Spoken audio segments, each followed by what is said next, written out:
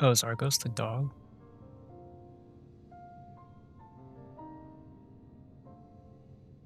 Helen created me as a jailer, so too did she create Argos as a guard dog. Does nature to appear when needed, and yet he's nowhere to be found.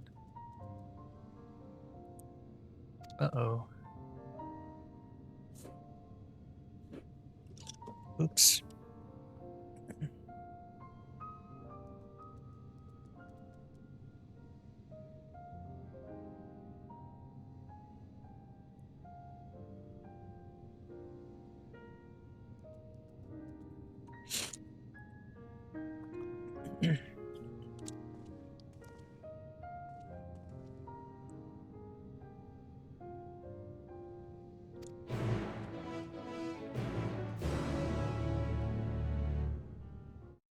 Let me just double check and make sure.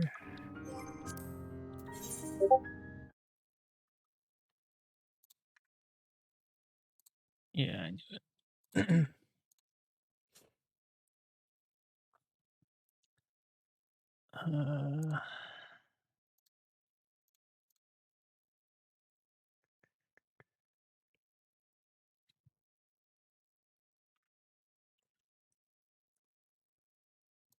I can close this tab.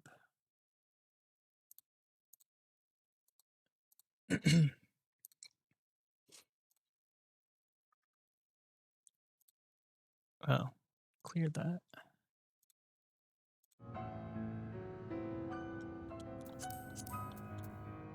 Yes, place those windows not active.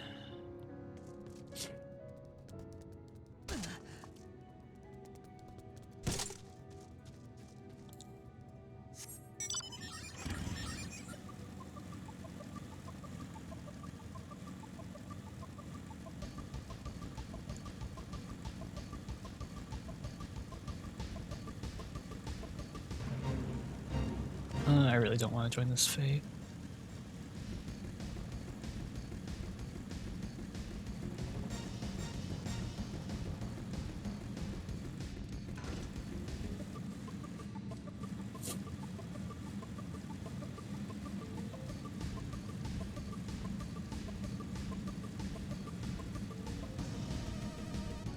Oh god, this is so confusing.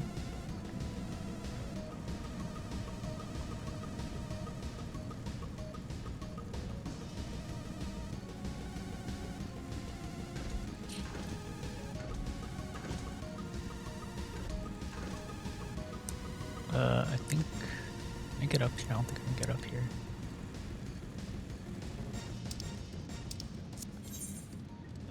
How the heck do I even get over there? Go all the way around this way?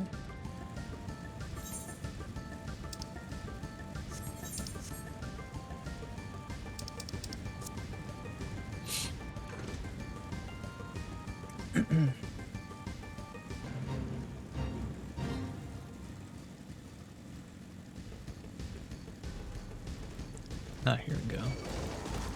Great.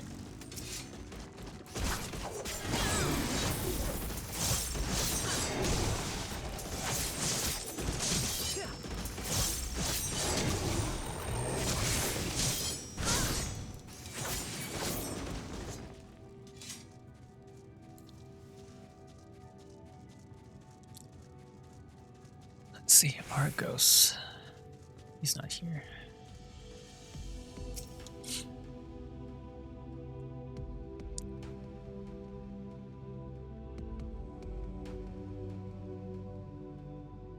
What now? Chlorophosphorate.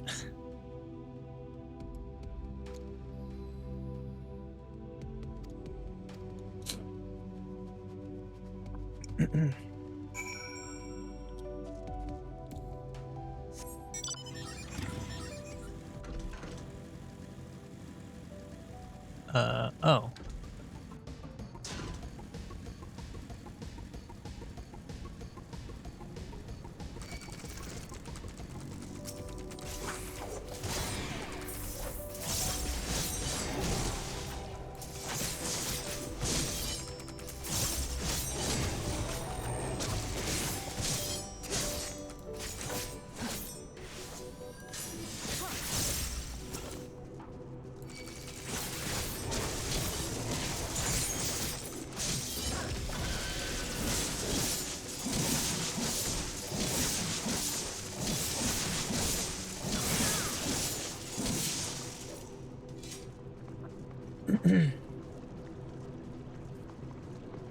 this place is interesting. Looks like a bunch of mushrooms or something.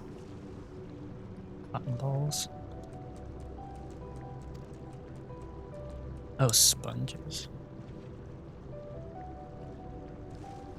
There's sponges dried from the ground, dispersed in the air. Okay.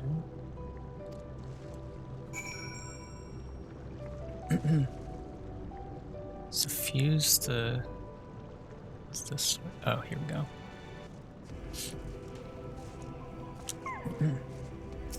Imagine moon sponge.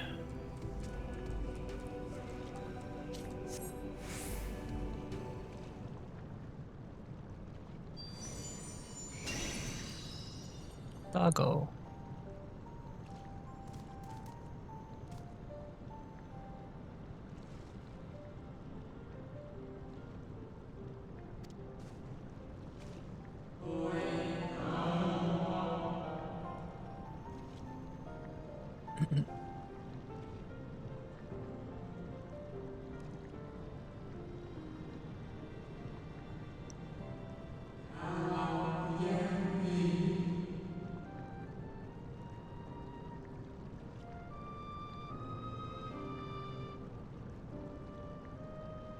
Yay, we got doggo companion.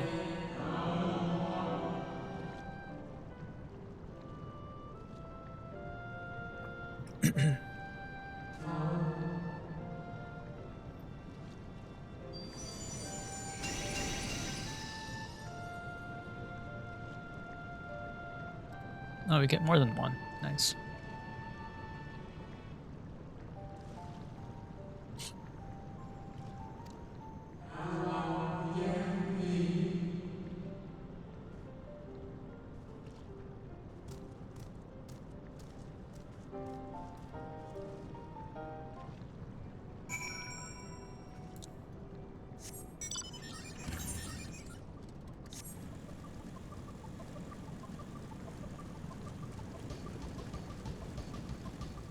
So we get the heck out of here.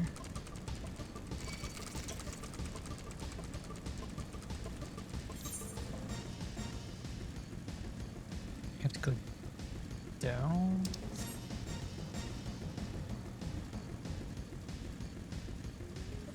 Oh, they're right here.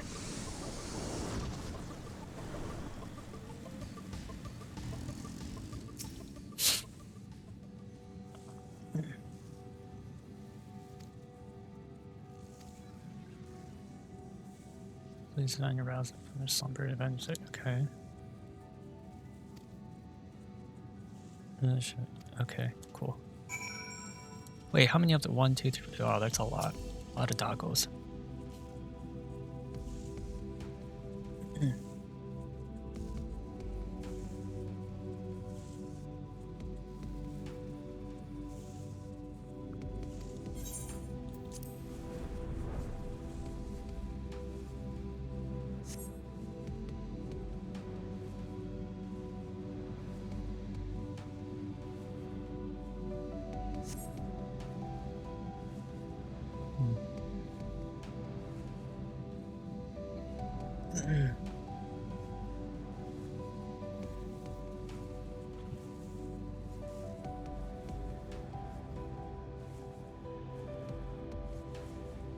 Oh, whoa, what the heck?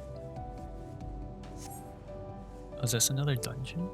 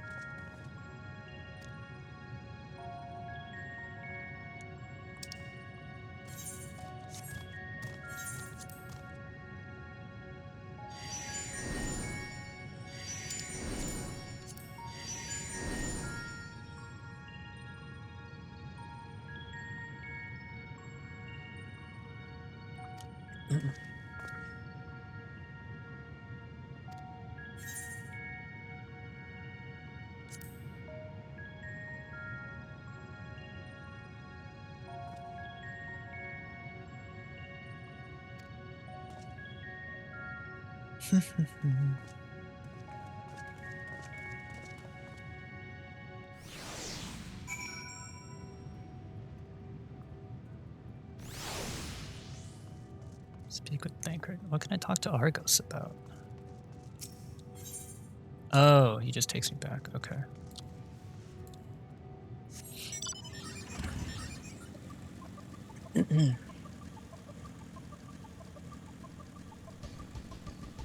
Best ways burrow, huh? Man, this place is huge. Said, oh, that's an aetherite. I think, right? Yeah. Can I jump down?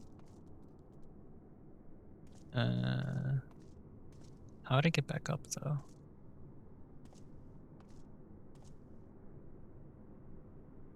Oh wait, I can just, okay. It's just a giant pathway back up.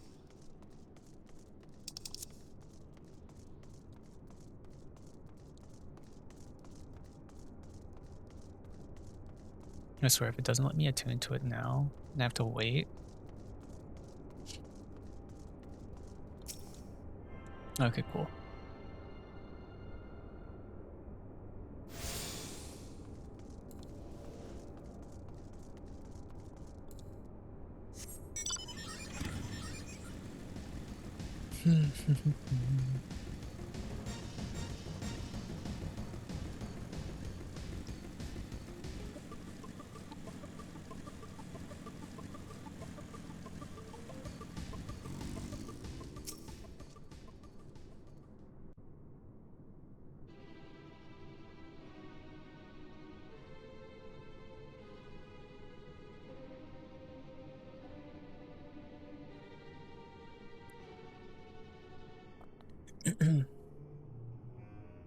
Our moonship pilot should be around here somewhere. Is that right?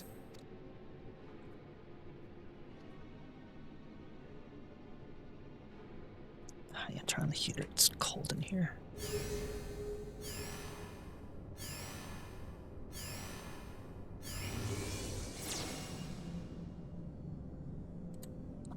Oh, it's little space moon bunnies.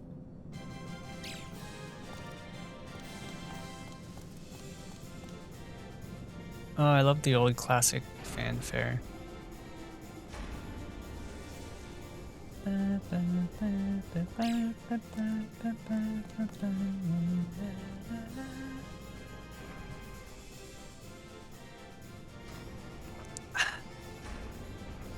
Oh, shoot. Okay, that left a mark on my desk pad. Sucks. Can I wipe this off? Yeah, I can wipe it off. Okay, that's no problem then. Wait, how's that one like asleep? That's funny.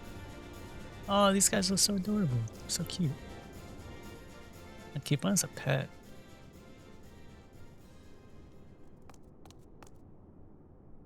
Look lively, everyone! I know, this 1243rd inspection is a mite ahead of schedule, but it is of the utmost importance, for Zodiac, alas, is no more. As of now, our mighty moon has a new purpose, to bear the people of Etheris to safety. I forgot these little... Our time has come, my friends! I forgot these little guys existed. Oh, they make cute little noises.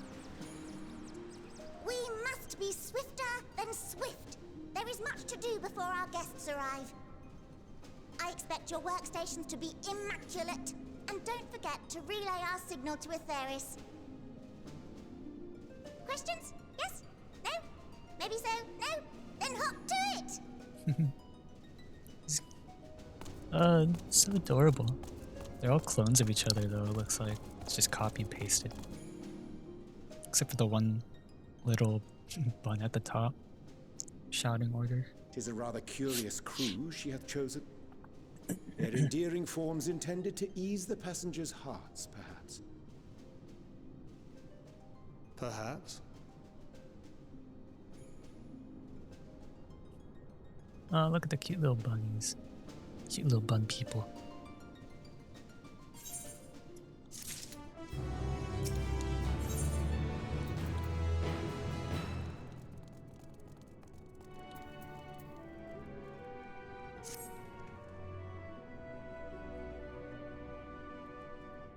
Oh, are these all operates? Huh.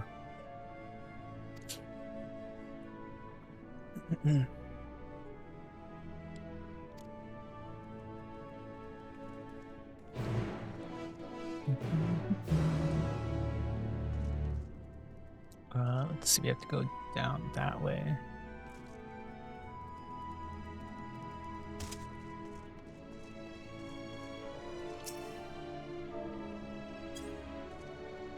Okay, buddy, you're coming with me.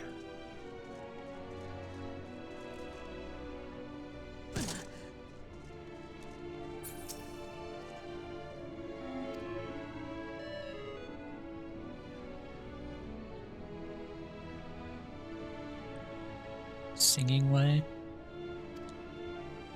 Tries to construct and maintenance of the atmospheric circulation system. Okay.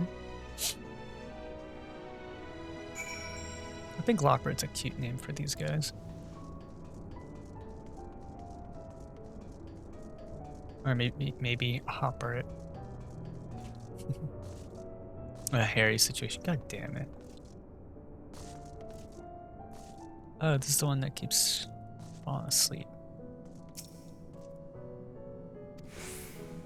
Sleeping way. Okay, so their names are all just based on their jobs. Sleeping way.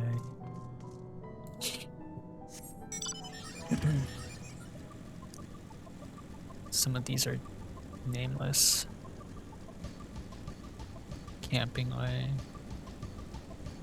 Just Stankered. Boosting way. I thought that said blue string. I'm like, what's a blue string? Recording way. Snappy Lopper.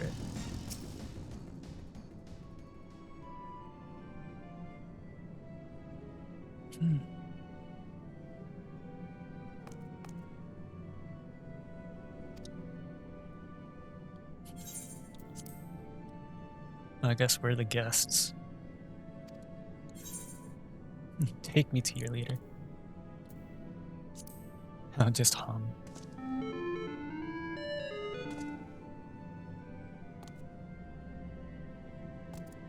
Atrociously off key.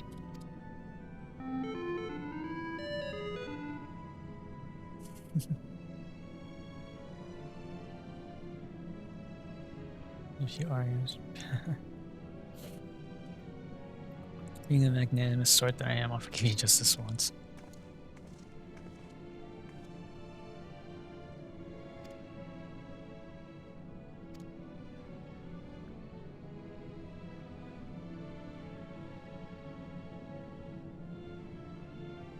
Children.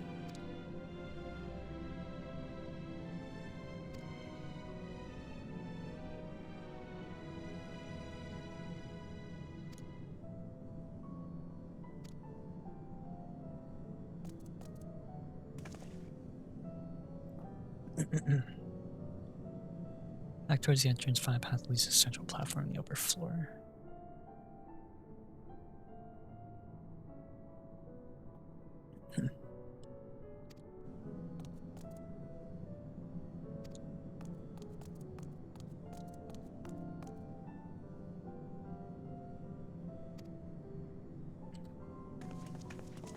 Alright, time to go back up.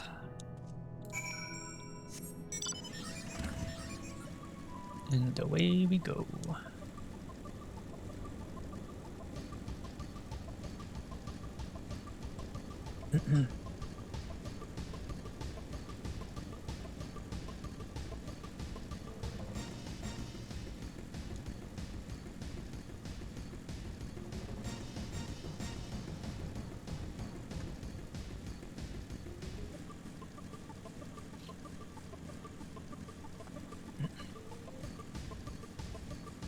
There's a giant glowing ball.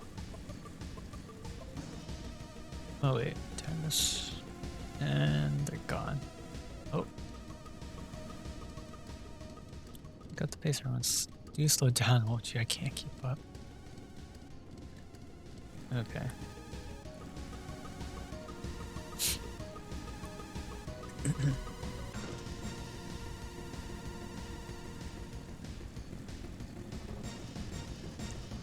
Giant glowing ball in the center of the upper floor.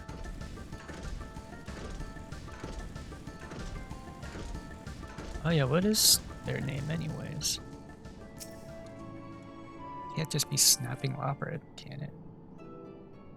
It's snapping snappy. Right, of course. Introductions are in order. Ahem.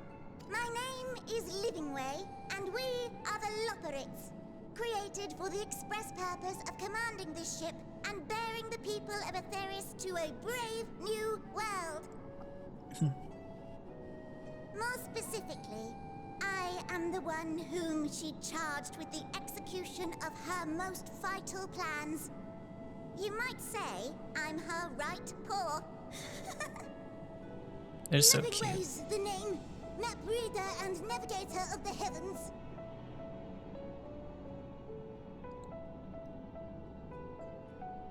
Pleasure to meet you all, but I'm still trying to make sense of this. Confusion and bewilderment are completely understandable. Fear not, I shall walk you through it. The people of Aetheris, through no fault of your own, I'm sure, set in motion a series of events that, unfortunately, culminated in Zodiac's obliteration. Acutely aware of the imminent crisis, your parents sent you little ones on ahead while they began the necessary preparations.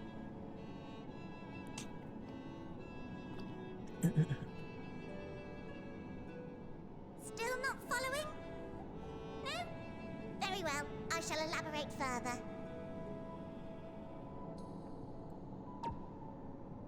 Boop. Whoa, what the heck?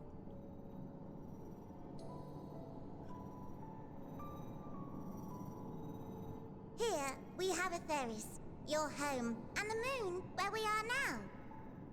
Without Zodiac around to keep things lively, so to speak, the celestial currents of the star have doubtless begun to degrade. A calamity of apocalyptic proportions will be visited upon Aetheris, bringing an end to all life. There is Arthur.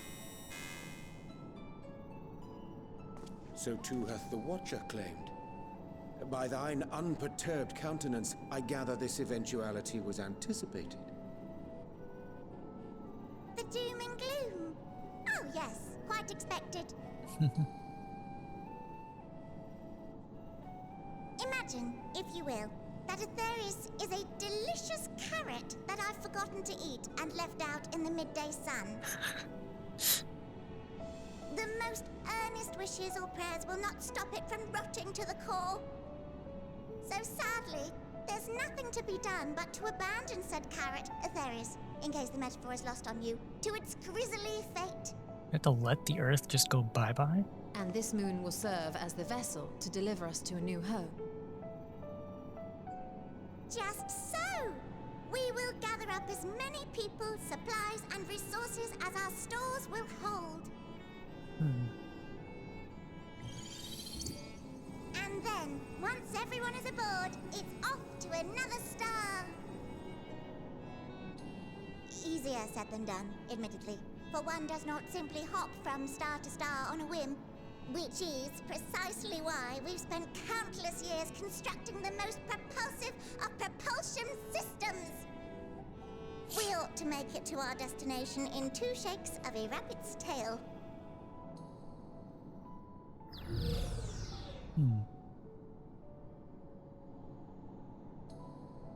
Impressive technology. I dare say it is beyond anything we have ever seen. No need to shower us with praise. All we've done is faithfully carry out the instructions left to us by Heidelin.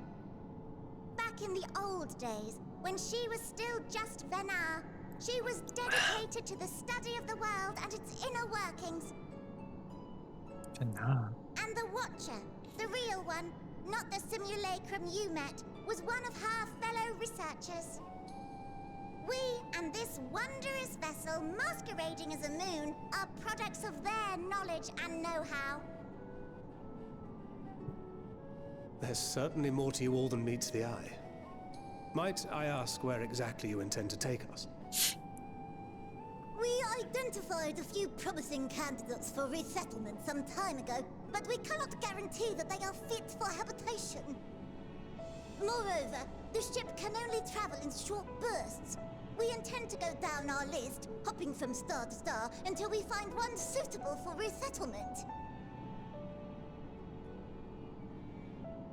No need to worry, though.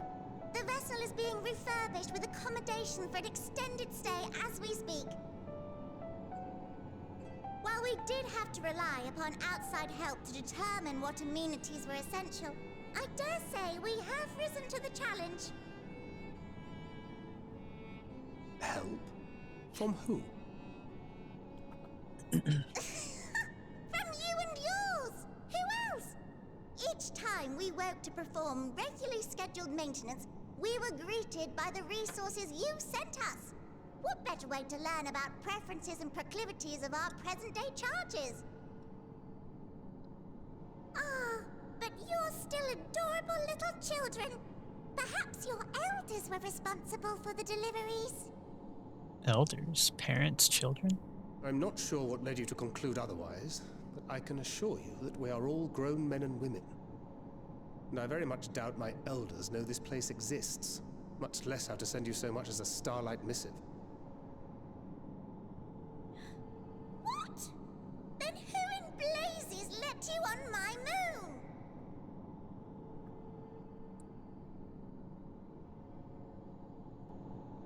Heidelin herself led you here. You don't say! Well, that's really not children. Then why are you so small and stunted? Like little baby carrot people. Oh, they're talking about the ancient ones or whatever. Well, Amarotines were a great deal taller. In the present day, persons of such prodigious size are exceedingly rare.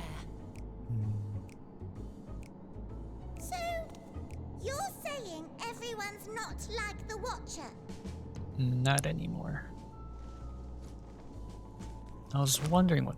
Oh, confound it all! Someone could have at least scribbled a note about your profound miniaturization. That tome in thy possession. Oh, this? One of the first books sent to us. A compendium of the people of Aetheris, with a few blank pages at the back for minor corrections and updates as needed. The sum total of our knowledge of your kind is contained in these pages. It's kind of like an encyclopedia. I thought it was abridged and made small for our benefit, but this isn't a regular-sized book, is it? It is. At least it looks like one.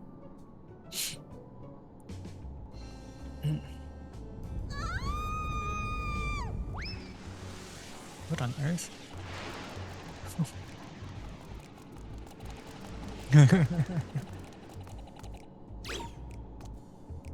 Building way, can you hear me?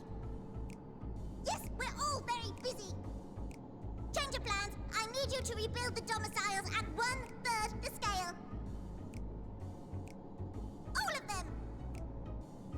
Yes, all of them, and but me no buts. See to it with all speed. Oh, they were preparing for. Perhaps you could tell us a bit more about your terrestrial collaborators.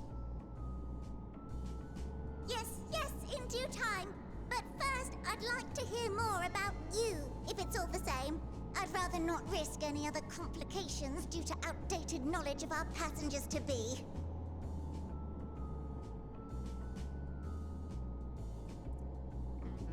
Okay, that makes sense. So they were preparing for the Amarotines' return.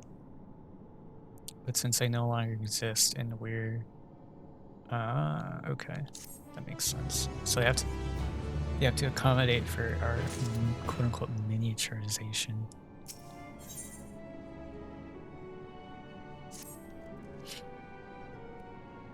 Okay, right then, now that you're here, you need to teach us all you can about your people quickly. Won't be long for bounties are past and all their terrible grandeur, so it's imperative that we be prepared to receive our passengers to leave. If there's anything at all that may displease them, it must be addressed post haste. Energize it we shall. Here at Best Ways Borough, we've assembled everything required to offer our guests the best way forward. We produce myriad amenities we understand to be essential for day-to-day living and wish to hear your opinions on them. I'm sure you've worked up an appetite, so why don't we start with foodstuffs? Meet me at the Caratorium. We'll see about filling your bellies. Okay. Where's the Caratorium? She's enthusiastic, yes. The notion of Ethereus running to its core being a matter of course rather than concerning, though. Nevertheless, let's take the opportunity to learn about it. Yep. Agreed.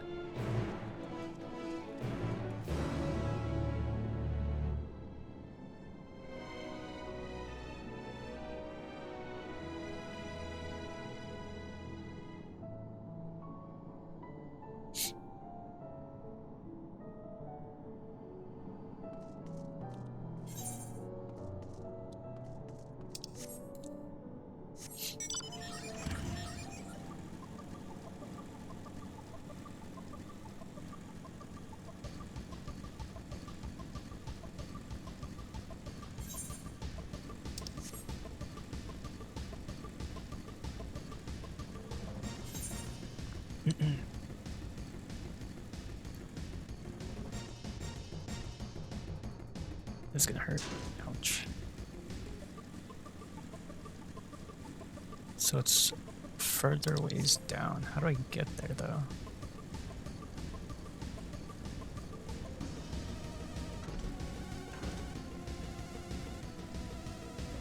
There's nothing here.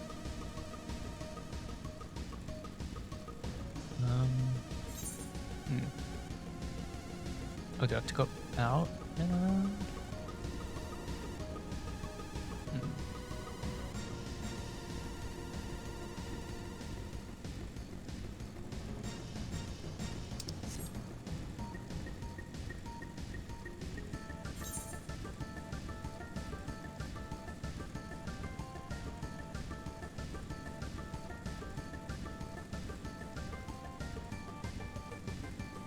Let's see.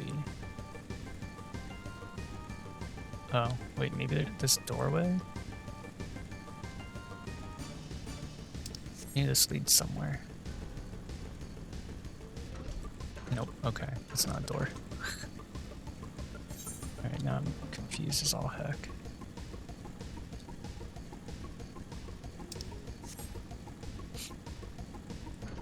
Wait, there's something down that way.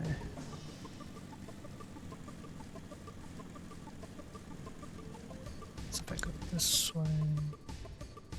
Is this a door? Whoa. I did not mean to land over there. Ah, here we go.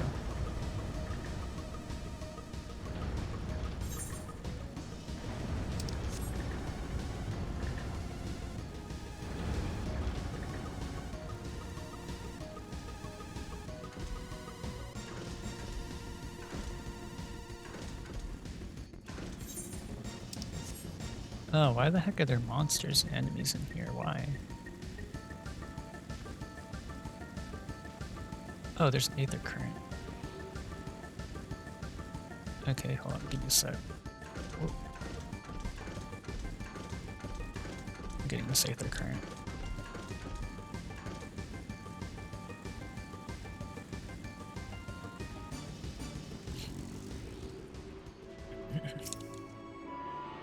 I should honestly get all the aether currents back at Thabnir also.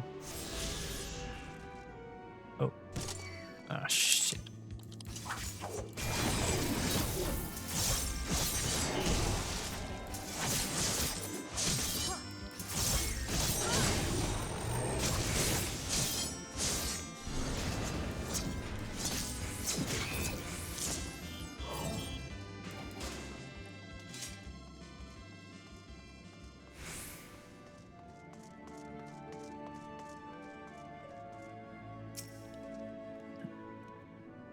Go to the Caratorium. Here we create prototypes of various sundries required by our soon-to-be passengers. Oops.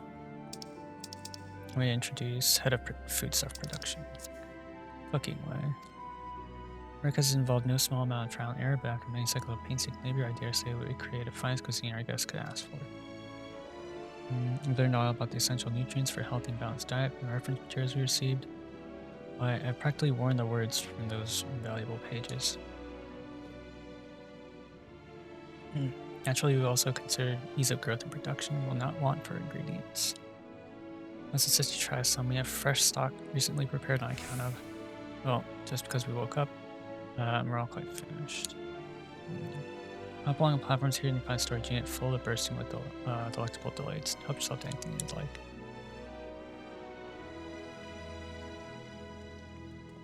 Hop on the platforms. What, the ones I just went for the Aether Current?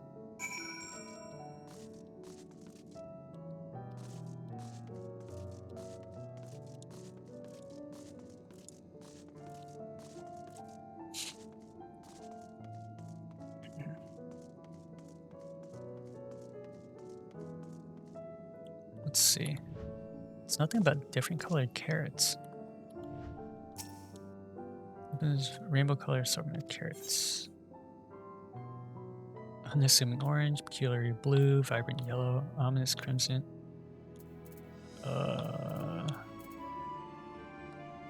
Which one do I pick?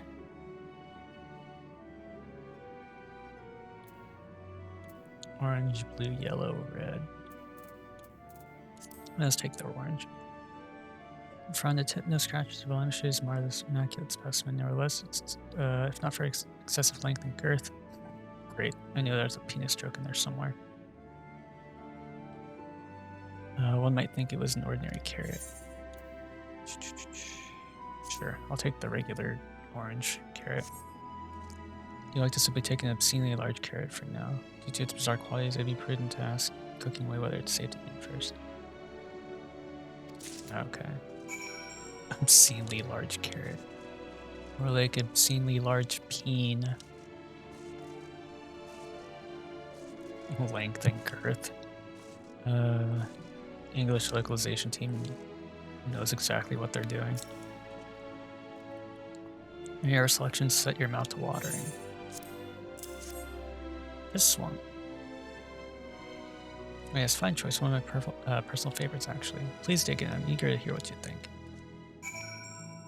Okay, so I just eat the carrot. Great trepidation. Take a bite out of carrot. Satisfying crunchy, sink your teeth in the orange skin. More tingling sensation runs down your spine. Second bite, wave of euphoria washes over you and you drown in bliss. Alas, as you finish, the elation fades, leaving you with desperate craving for another carrot. Dang. They're giving us drugs. Carrot of happiness. Wait, what buff did I just get? You find yourself in an unusually good mood with a sudden craving to eat more carrots. Can I just take more carrots?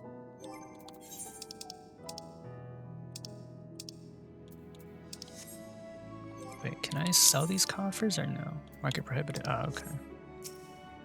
Guess I'll have to open them first and then sell whatever's inside.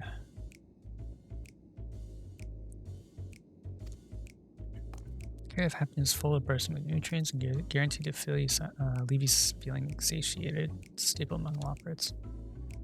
We have plenty of other varieties too. Bleeding carrots and blood flow, dreaming carrots with sleep. Interesting. So we have a carrot for every occasion. Well, what if I don't like carrots?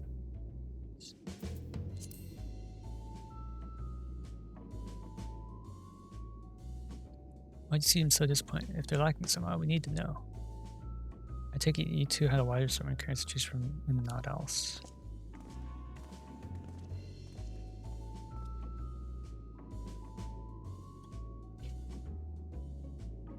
If I may ask, what exactly did these collaborators share with you about cuisine and Aetherius? Surely you're aware we have an abundance of dishes and food you could emulate. Of course we are, but well, it was only quite recently that we established contact. Even holding a conversation was a struggle at first, so imagine our surprise when they sent a mountain of books and documents with no clear instructions. The sheer amount of information was overwhelming. If it wasn't for the encyclopedia we found, we would have been at a loss for where to begin. So we decided rather than divide our resources to prepare a variety of middling and potentially unsatisfying meals, it would be more efficient to devote our efforts to production of single perfect food. It's all well and good, but man cannot live on raw carrots alone. Have you considered cooking them? I mean, steaming, boiling, roasting, and the like. I suppose we could prepare carrots in other ways.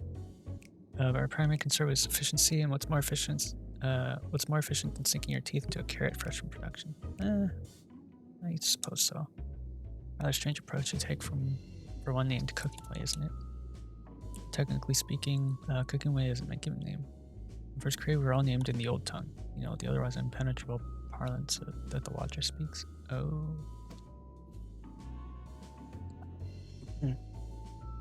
Understanding great tone words, dictionary that is. From our collaborators, we learned your language. Adverbs. I don't even know what that second thing is. Present continuous verb conjugations. Oh boy. You found terms related to our given task and use them to form new names. Sure, I guess.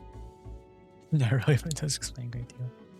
Wherefore didst thy kind deem such a change necessary? For when the rest of your people arrive, we want to be certain they understand immediately what each of us does. We'll never be able to pronounce our original names anyway. That's true. Ryanji seems disappointed. I hope our critiques, such as they are, were helpful to you. Though, if you should decide to preserve flora and fauna from Etheirys as well, you'll be able to offer the passengers a more balanced diet. Until such a day, one I pray comes sooner than later, it would appear that this is not but carrots on the menu. Or there's not but carrots on the menu. Okay, nothing but carrots. Got it.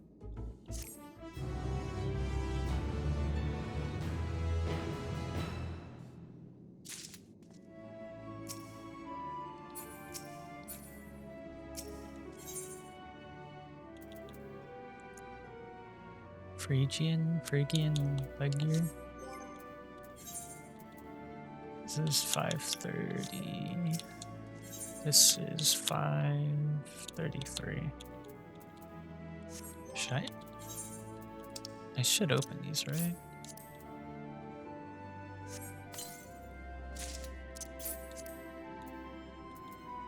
Purple carrot juice.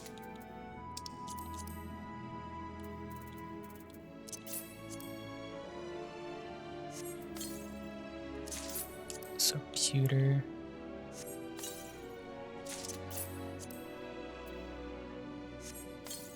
Okay, so all the pewter stuff I should probably just sell off if I can.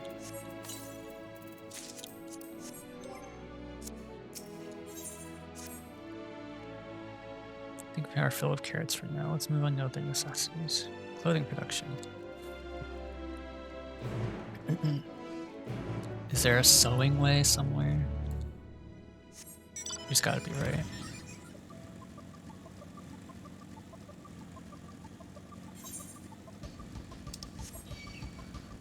Oh, of course, I get attacked.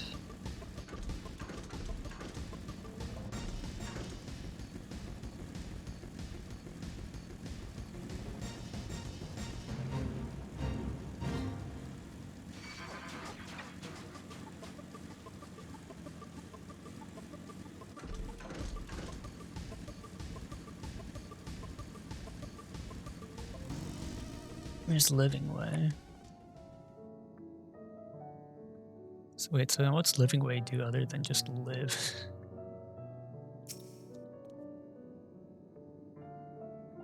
Apparel production station. Chosen to employ more traditional methods for this task, creation magics. Rather than your infinite wisdom bless us with self-same affinity for magic our people possessed. We have other amazing talents, of course, and I know you're dying to hear about them, but I'll regale you with the details another time. So we did run into a spot of trouble at first. Our magic alone was not sufficient to see our work done. In the end, we discovered crystallized aether was a wonderful catalyst that could provide us with the extra vis that we needed. Now, sweet sour recognition. You'll also be impressed to hear that we've read all about your habit of changing attire to match your chosen profession. For the sake of efficiency, I presume. This has also been taken into account with our designs. Ah, so okay, so. Changing gear sets depending on what job you want to do. Interesting. But why take my word for it when you could simply try on your clothes? Make yourselves known to other workers and you'll see to the rest.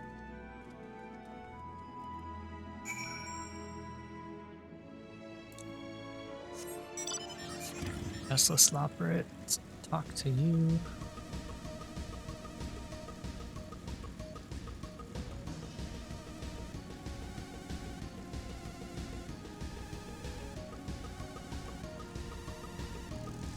Oh, they're up here, aren't they?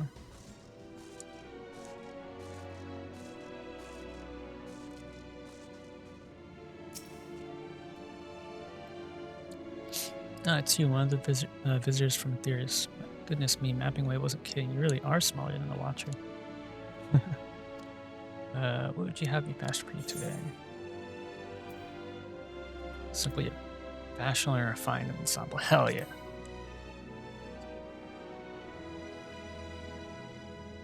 Fashionable.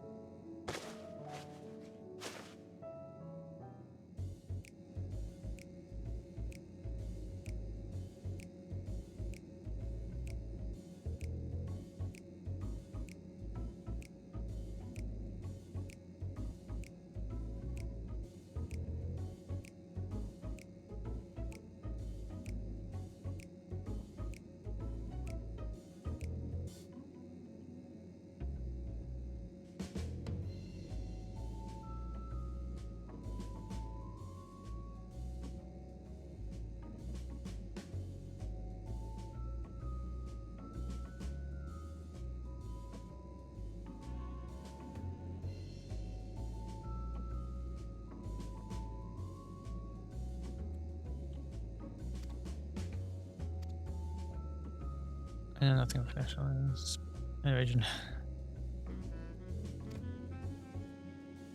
Dang, I wouldn't say this is fashionable. I don't like it.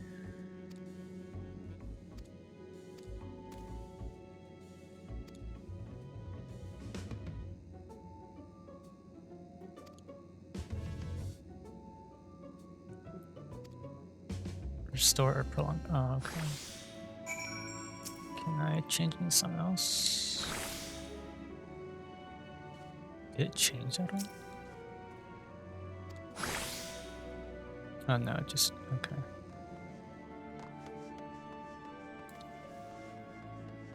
This, I do not like this. Am I not wearing pants?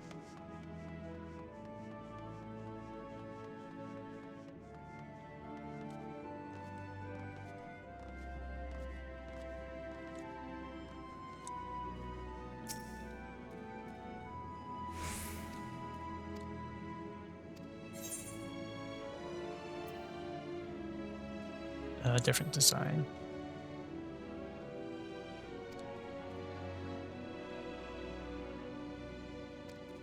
All right, let's see what I get this time.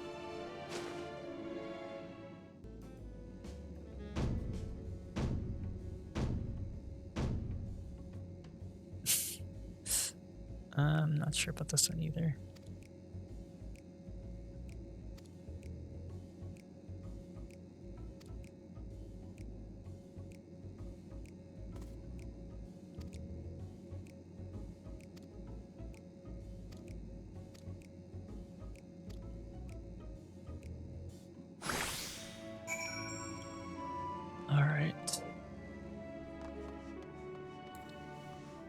I guess I'm stuck wearing this for now.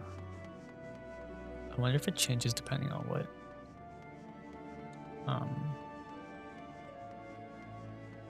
option you pick on the first person, the first little bunny.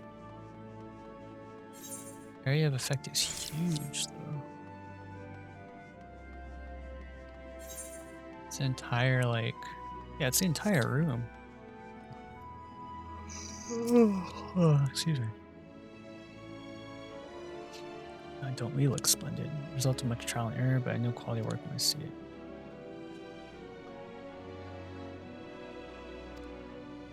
Yeah, I'm not sure about that. Oh dear lord.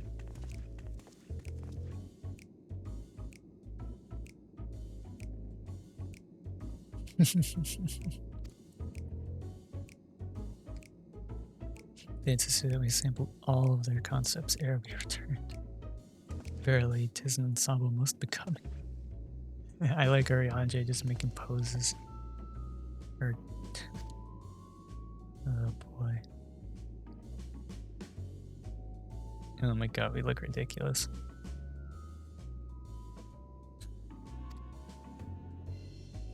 I think it's past time to return these clothes.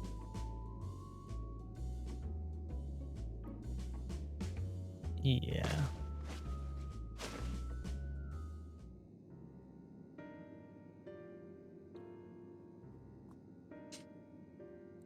Whatever are we doing wrong? Everything. Well, not everything, just the clothing. Watcher talks that in his time everyone wore the same robes. To do otherwise was against social etiquette.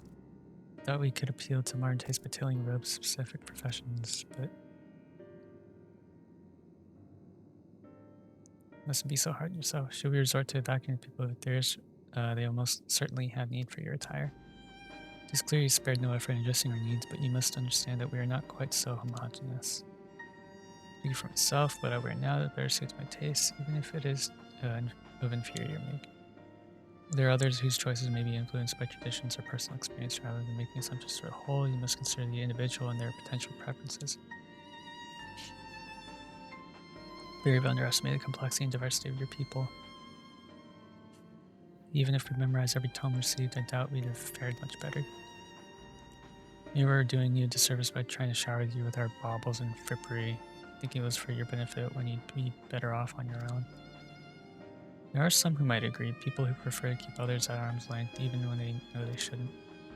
So in such form or fool, I'd like to ask you a question. This plan to evacuate and escape the final days, did it account for the reflections of the source as well? Not that I'm aware of. We were born of Highland's love for Aetherius, and the salvation of the people on that star alone has ever been our aim. Sure, it's better to devote ourselves to saving one world than to divide our efforts across 14 and risk failing them all. I suppose you're right. Oh, I was thinking about Reed at the first. Living way, might we leave to explore best ways of our own unattended? You've given us much to think about. I certainly, and then Arianje is just in thought over there. Wonder what's going on in his head. If I may, I should like to accompany thee a while longer. You're more than welcome to. There's actually something I wish to speak with you about. Okay, they get to be off doing who knows what.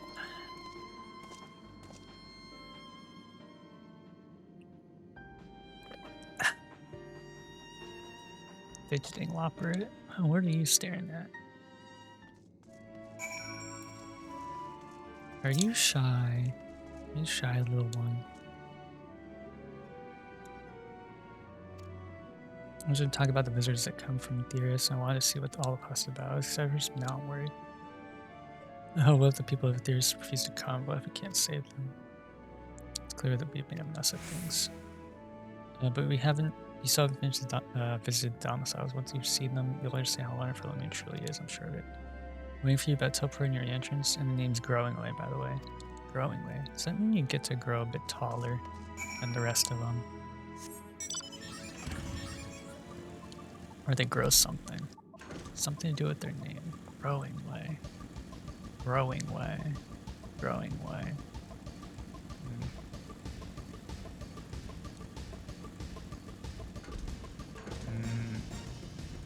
I don't know.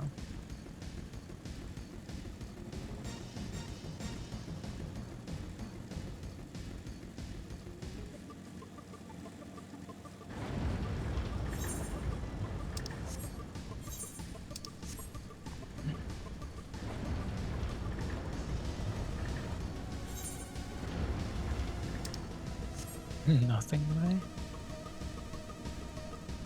Okay. What do they just do nothing? I'm so confused. Here you are, Growing Way.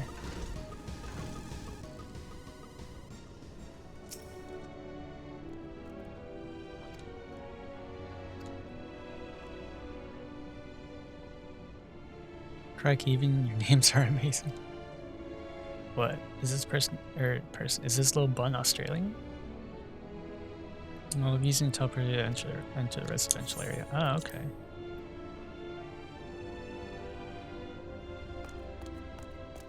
Ready in the teleporter. Oh, Growing Way's a guy. Interesting.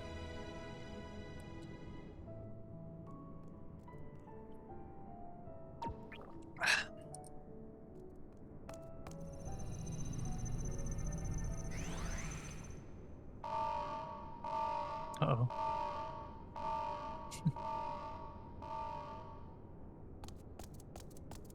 Huh? Access to living quarters restricted due to reconstruction. Then where is it? Oh no! Uh-oh. Bye-bye. Oh, it just teleported me back up there. Okay. At least it didn't teleport me to like some random ass A location. private audience, as thou didst request, for reasons I know not.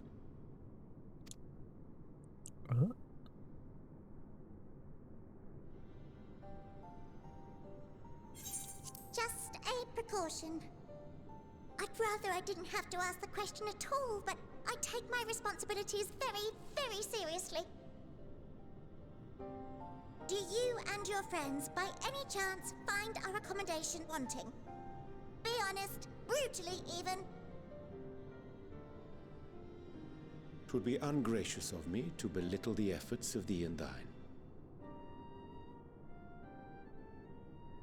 Lovely sentiment, really. But the disappointment is writ plain on your comrades' faces. It's all the more frustrating since no one will come out and say what they find wanting.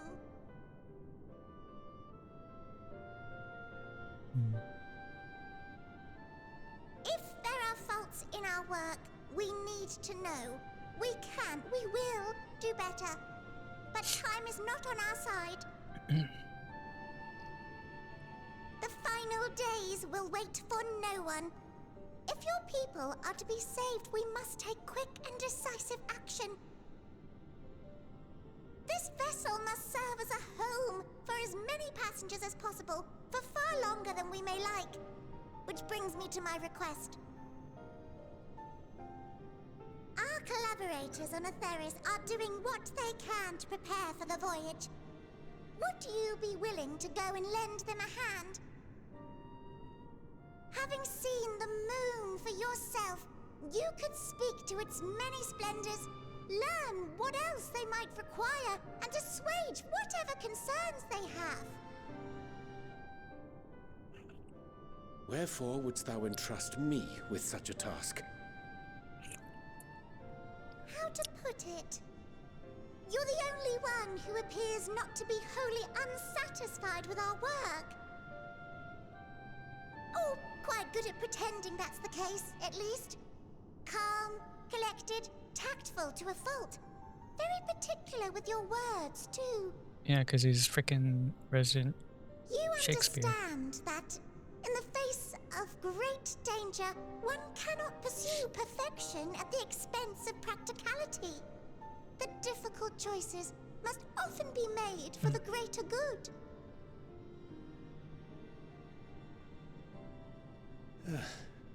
And so fate doth conspire to set my feet upon this path once more. Come again?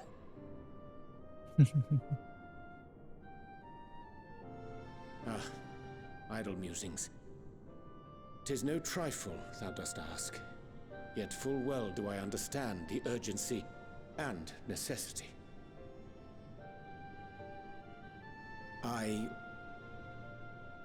Oh, dear me! Dear me! I was terribly sorry for the mix-up.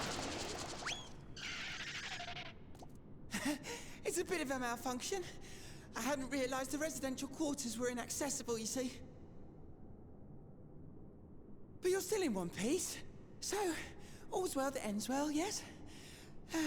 Won't happen again. I promise. Oh, they're gonna ask me to go and do it instead.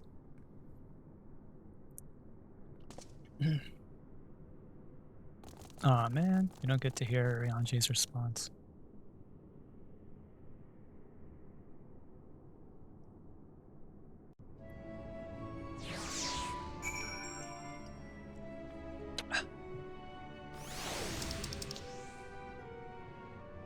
Good evening. It's not even evening.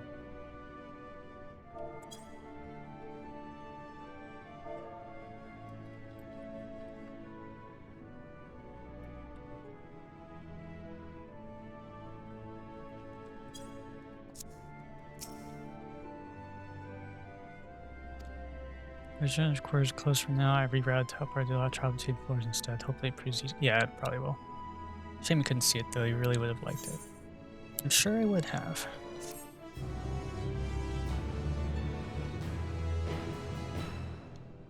I'll try between upper and... Okay, that's so much better.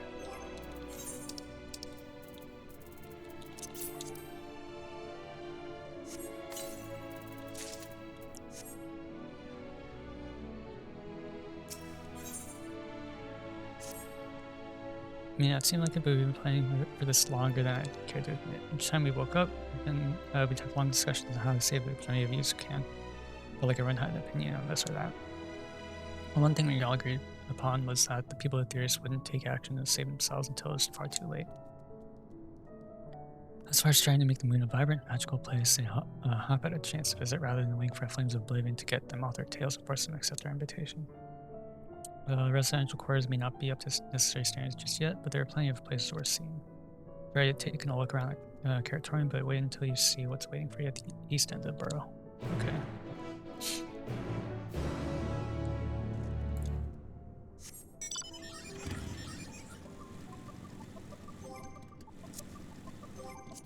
Who's on right now?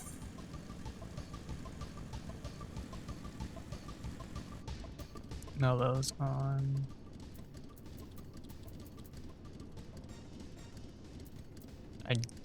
Oh gosh, there's so many people on my princess I don't even remember. Most of them are just FC members, but other people who aren't in FC I don't remember. Yeah, mostly just FC members.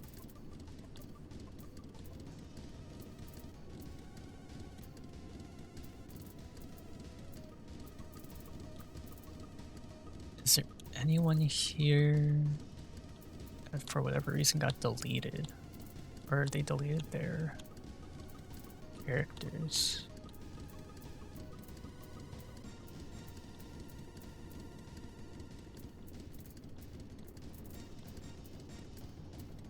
I don't think so. Okay.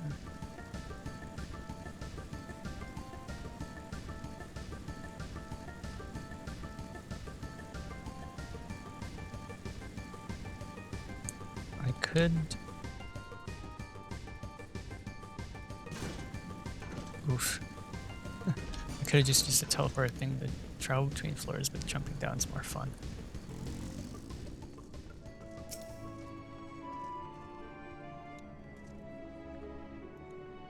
Greatest Ends Veil. It's named as such because it's a veil to end all veils. It's a beautiful forest you'll ever see. We understand that the people of Theris enjoy taking leisure walks through natural spaces and the like, so I'm sure you'll enjoy it.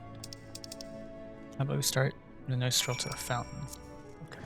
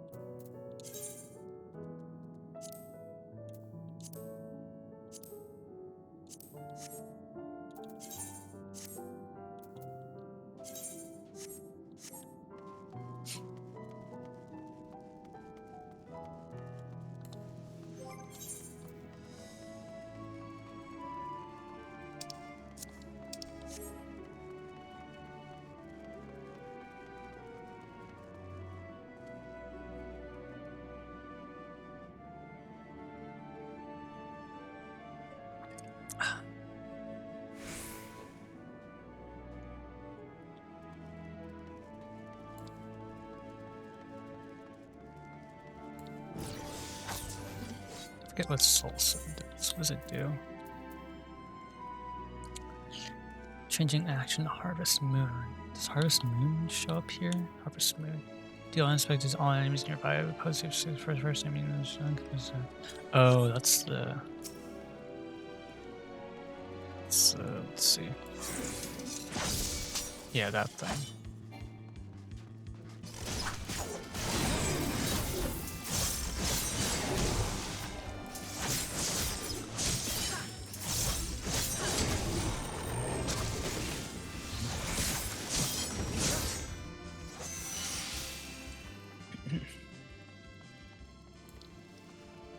This also has a, I think it's a 1 second cast time if you're in battle. Or in combat, rather. Otherwise, it's just an instant cast. Wow. So what'd you think of the forest? Isn't positive or pleasant? There's no forest here. I don't know what they're talking about. I didn't see any trees.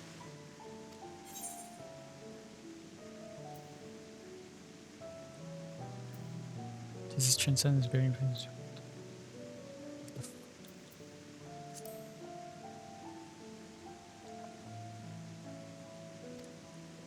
Well, in this place of child, let me tell you, since you were born here, you've never seen trees in front. Oh. This is quite light, but after much of it, decided to use crystalline constructs in place of living trees. Thanks to atmospheric circulations, the place produces air as clean as they find. Oh. Down here behind us, powered by a rather large crystal adorning its top, plays a vital role in supplying us fresh water. Much time and effort was spent making the most spherical of spheres. I dare say the unparalleled roundness speaks for itself. Okay. Enjoy nothing more than a nice long stretch and a spot of relaxation wherever I come up here. You look like you could do a stretch yourself. Slash stretch.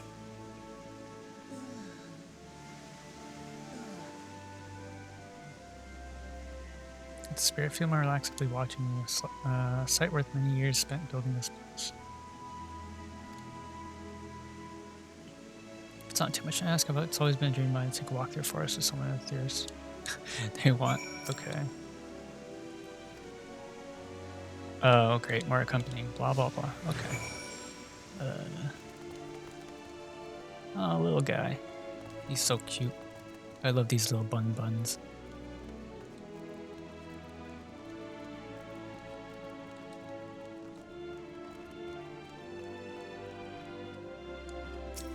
Oh, wait. Hold up.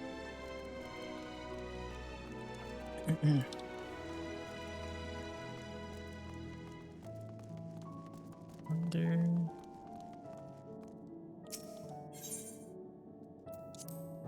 Nothing like relaxed for those. Okay. Taste the rainbow. God damn it. Taste the rainbow. I didn't even realize there was one there. There's one here too. Wait. Are these all? They're all rainbow crystals. Taste the rainbow.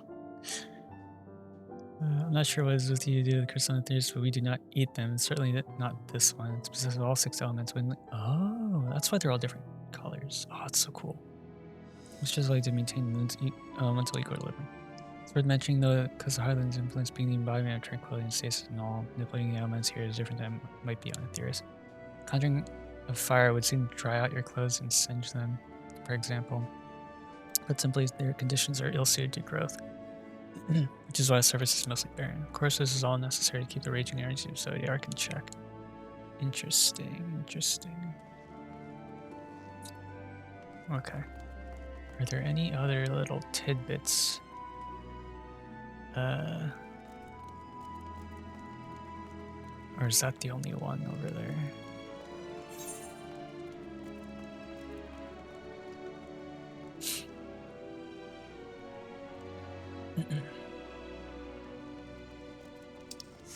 And I guess we can go around and check.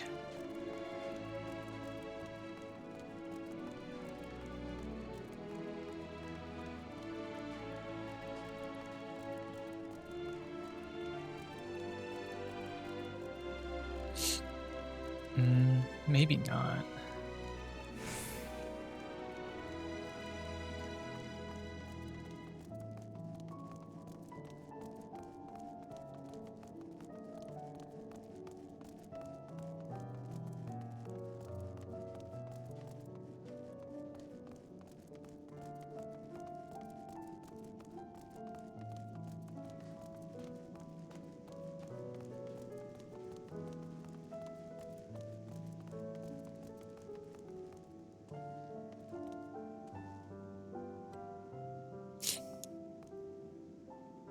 I was thinking I could be more helpful to you by teaching you a little bit about the moon and what it is we do.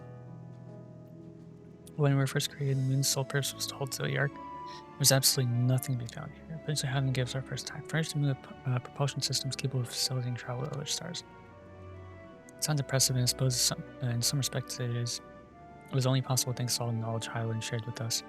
We also had a lot of time to get it done. 6,000 years ago. Jeez, that's a lot. But anyway, let's keep going. Are there more that pop up here as we keep going along? Or is this the only one? Am I gonna ask to taste the rainbow again? Yeah, okay.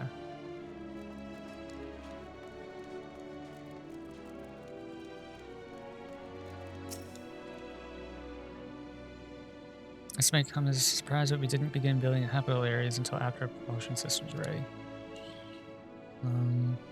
Fearing how long it took, I wish it started sooner. Who would have thought that it'd take 4,000 years to make all this? Certainly wasn't working a day or rush either. We had to create infrastructure and countless supporting systems, some of which we wouldn't be operational until hundreds of years later. And there was a brief period where our productivity came to a screeching halt. When that bizarre red satellite was sent up from Ethereus, the elegant mischief, I think. Maybe. I thought maybe some new nefarious actor was colluding with Zodiac. All we could do is stand by and brace ourselves for the worst. Aw, that's cute. It reminds me of like Don't Starve Together when the characters make those funny noises. My shoulder. I can tell you how relieved we were when Heidelin informed us of its destruction. There was much joyous humming that day.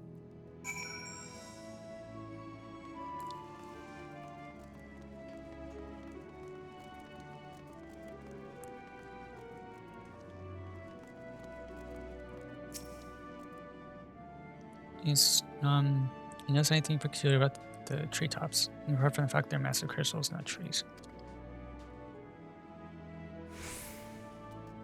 There's like a ball on top of them? I don't know. Oh, golden rings emanating from the spheres?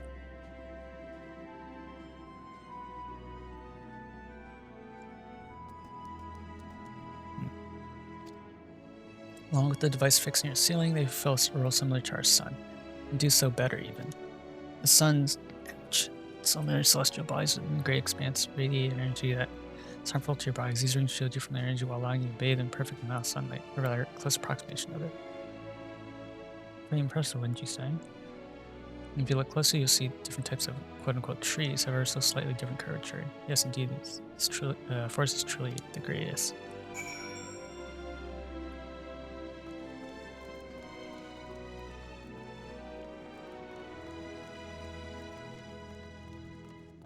I wonder if Asmongold's played any 14 since he's been like taking a break.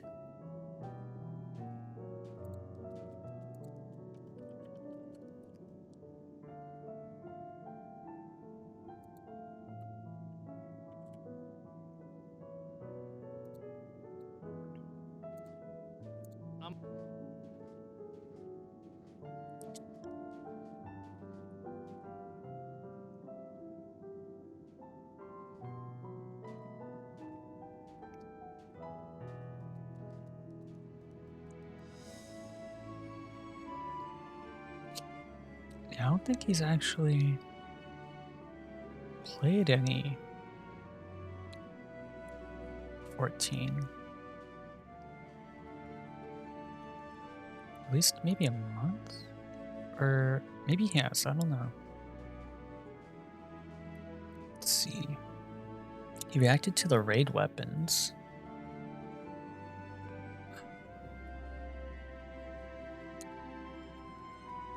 Fake Asmongold hats. Huh. I don't know. We'll see. I'll look it up later. Wait, let me get my little buddy on my shoulder. There's something else I want to tell you about.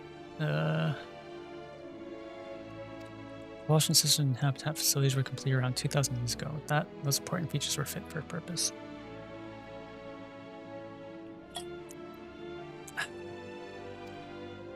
Which is all well and good, except we still know absolutely nothing about present-day people of Etheirys. Yeah, that's true. You guys know absolutely nothing. Why not go and visit Etheirys yourself, you might ask? Strictly forbidden. Where our technology or knowledge of the moon's true purpose exploited for evil ends results to be disastrous. Okay, fair enough. And there were a few more joinings that became increasingly difficult to converse with Hydaelyn. Fearful we might lose the ability to communicate with her altogether, we beseeched her to find people in Etheirys we could trust to help. We were quite fortunate everything worked out as it did. Ah, that's why she... Okay. So that's why she... everything's like starting to come full circle, I guess.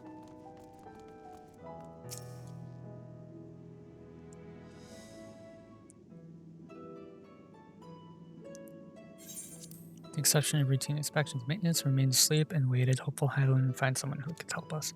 Eventually she did, and though our power was waning, we were able to speak to them directly for a short while. We shared with them everything we could, including our knowledge of the heavens and the means to travel here to them. Certainly didn't waste any time with what we taught them. No more than a few years after our collaborators found the means to convey messages supplied to us from down below. With all Lara's books and other resources they sent, we learned enough to start making more meaningful changes to the moon. And now you're here, hopefully enjoying yourself as much as I am. What? My freaking nose clips through that. That's funny. I knew you would like Greatest Ends Veil. I knew it. Thank you for coming.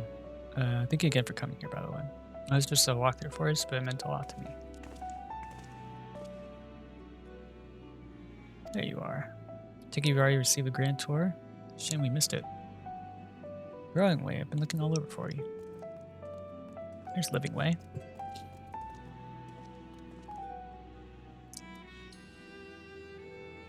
Just about to teleport to the residential area. No, never mind that. We have more pressing matters at hand. I'll be calling an emergency meeting shortly and your attendance is required. Really? Can't imagine why you need me there, but if you insist. We won't be away long, so you're all more than welcome to continue looking about at the burrow. Now come along, Growing Way.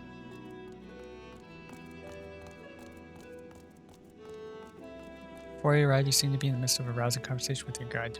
Did you learn anything of importance?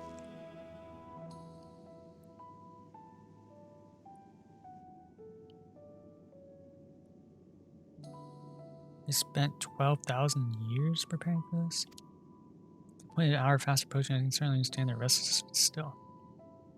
Remains to see if the people can be persuaded to evacuate when there are yet no signs of the final days.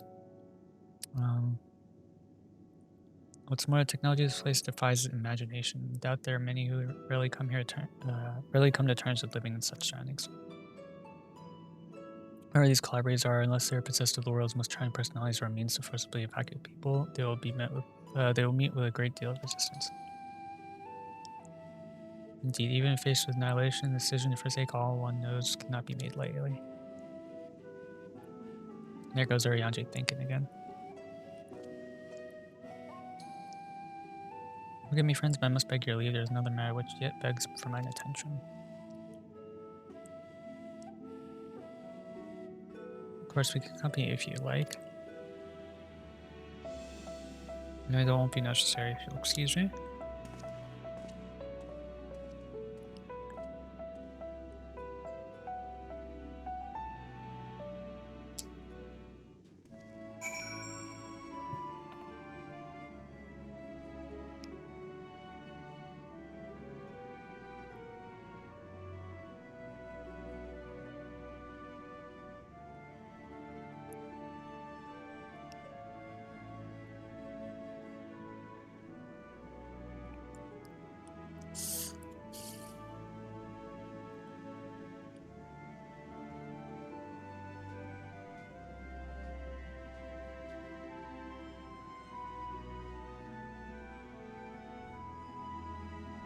No, come on, man.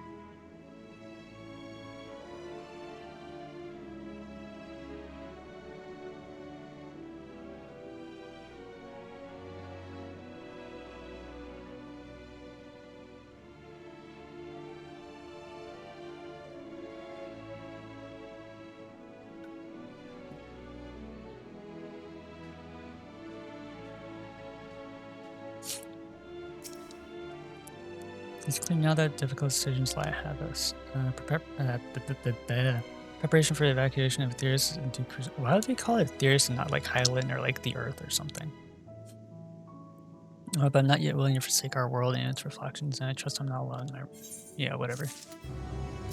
He's worried about Reen. Back to old tricks. Oh, he's going back to going behind our backs, lying, keeping secrets.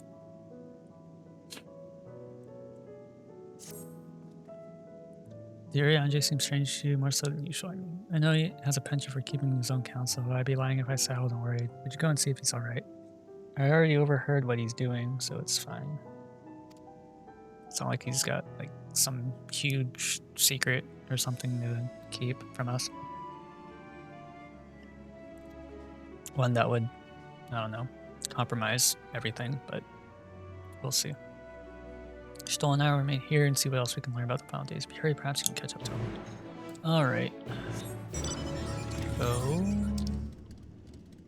I'll just go to the port. Actually, it's just 70 gil. I'll just teleport there.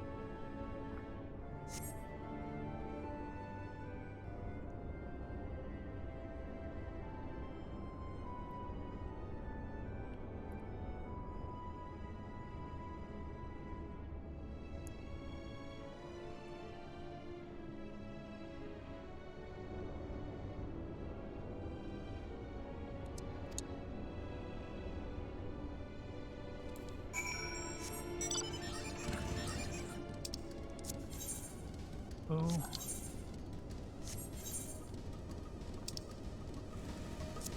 Wait, there we go.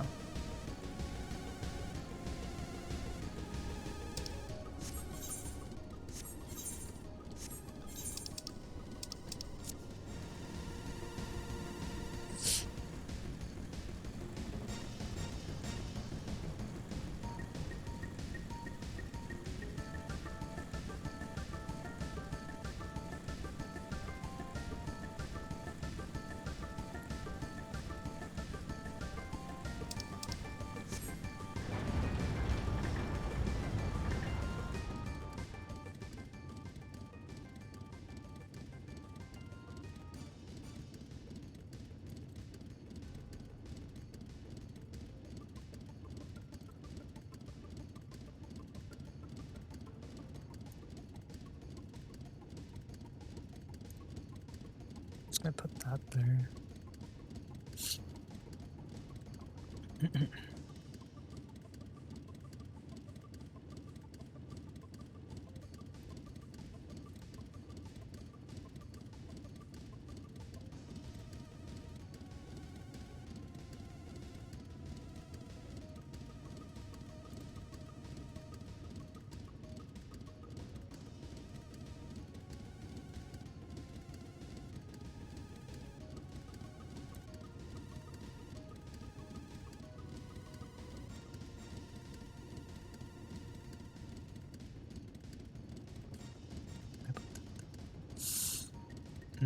Let's see.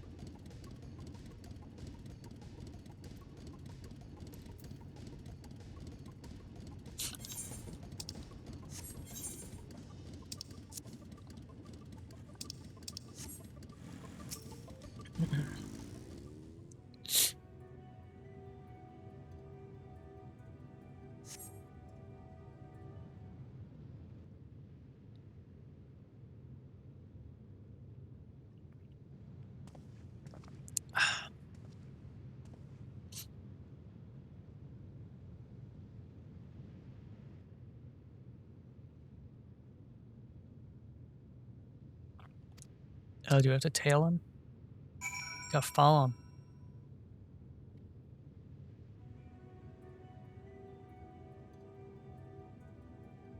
Follow from a safe distance. Blah, blah, blah.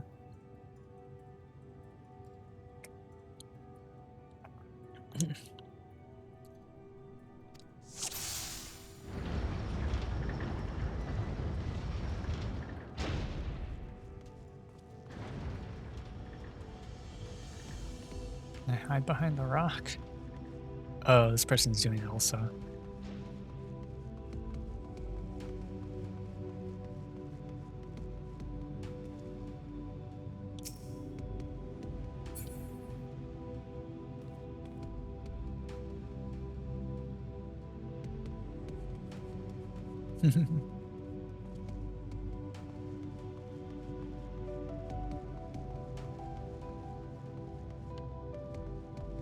No, I failed.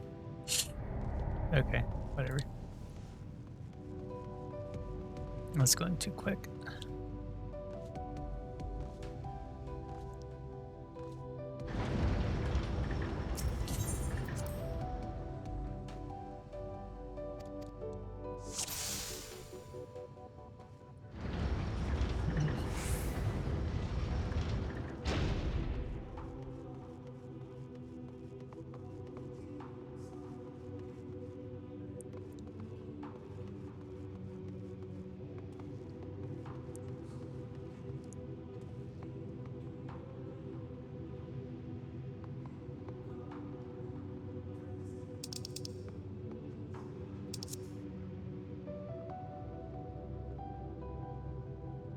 I think I see them all the way up there.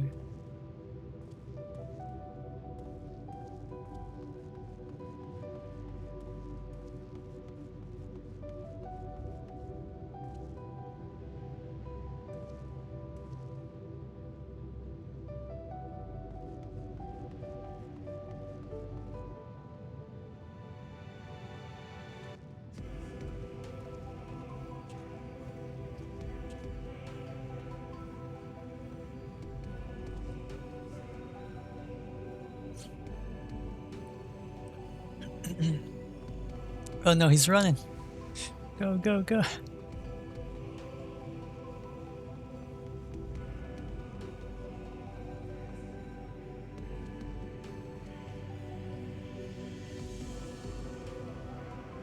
Would I be able to? No, okay, good. Where's the little wall that was here? Oh, you son of a gun. Why you gotta keep sprinting?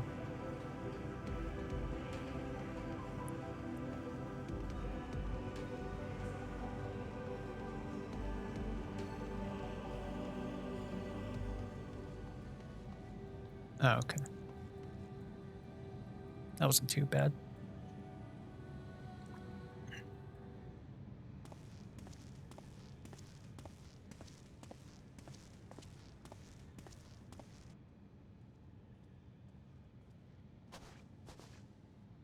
Thine arrival is timely as ever.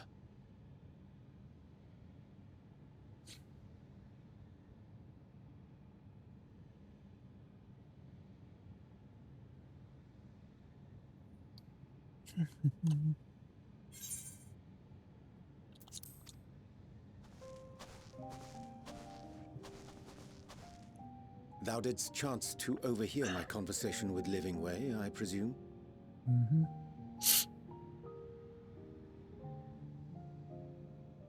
'Twas not mine intent to move in shadow. Nevertheless, I have been asked to do that and more yet again. He's always like the errand boy. Poor Is it so Riancho. plain that these strangers could intuit it at a glance? My capacity for silence and secrecy and duplicity? And Grahatir did contrive to deliver the first at the price of his own life. I was complicit in the scheme. A sacrifice averted for a mercy. Would that I could say the same for Menphilia. One life for one world. And by that bloody bargain brokered by my hand were the scions robbed of a dear comrade, and Flamine her beloved daughter. Oh. Two souls, whose selflessness was beyond measure, whose resolve was unshakable. They would not be moved even had I thought to protest. But protest I did not. Far from it. I pushed them forward. No effort did I make to seek out alternatives, ones that would not demand such terrible costs. That resignation weigheth heavy on my mind, as does the memory of another lost to mine inaction. Dearest Moonmother, who did face death unflinching, that we might secure a means to bring low the Ascians. He feels guilty. That's why he wants to do this on his own. In her hour of need, I did naught. Dutiful disciple of Louisoix, ever looking to the greater good. Had I shut mine eyes and bid her live instead, mayhap she would be with us today. Poor Riange.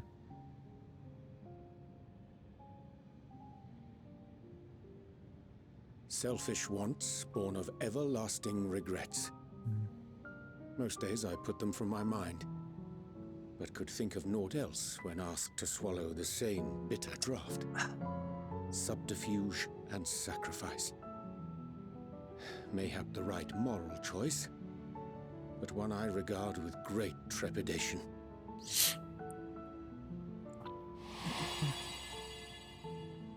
The calamity of Amarot was a tragedy beyond reckoning, one which must never again come to pass.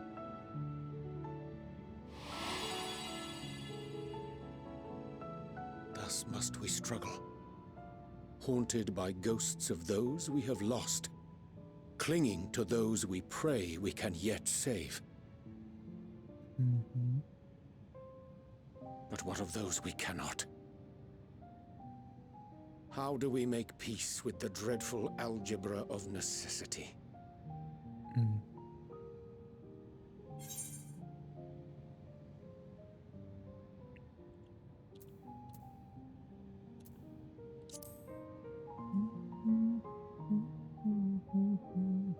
Sage counsel indeed. Why can't my eyes be as bright as Riange's? Mine are like a lot paler. I see. Wisdom as befits a great worm.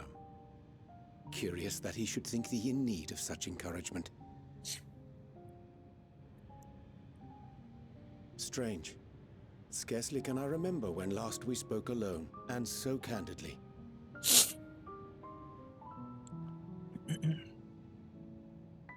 I thank thee. For all my supposed skill with words, I find it difficult to express such private thoughts. As for the Loporrit's proposition, I will take time and consider how to respond. 'Twould be to our mutual benefit if we could converse more openly with our aspiring caretakers. A concern I should be glad to address on the Scion's behalf. To dispense with all pretense and bare one's heart to another is a frightening thing indeed. But we cannot move forward ere we take that bold first step. A lesson I have learned many times before. And today.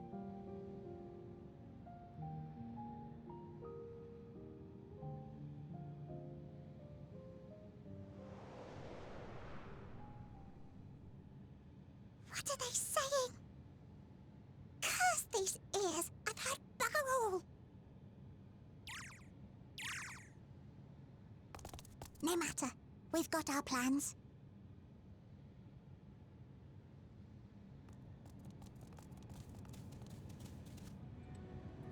Them trying to eavesdrop seems a bit sus.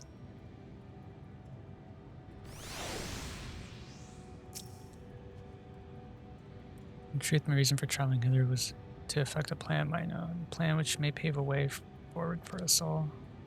May I say to her, there's no guarantee of success. 'Tis the reason I set out alone. That failure should come would be mine to bear alone. Yet thou standest before me with proffered hand, open heart. 'Twould be remiss of me to refuse thy envy, so I ask, wouldst thou join in mine endeavor?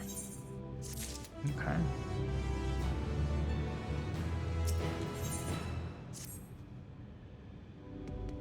Thank thee for accompanying me to the simple plenitude. You shall not be long away from Bestway's borough. Difficult decision must need to be made in the coming days, but I nevertheless believe we are all one mind in our desire to save the people of years. To make clear our resolve to Loporus, I would offer them a gift, but its making doth require a most singular ingredient. What, carrots?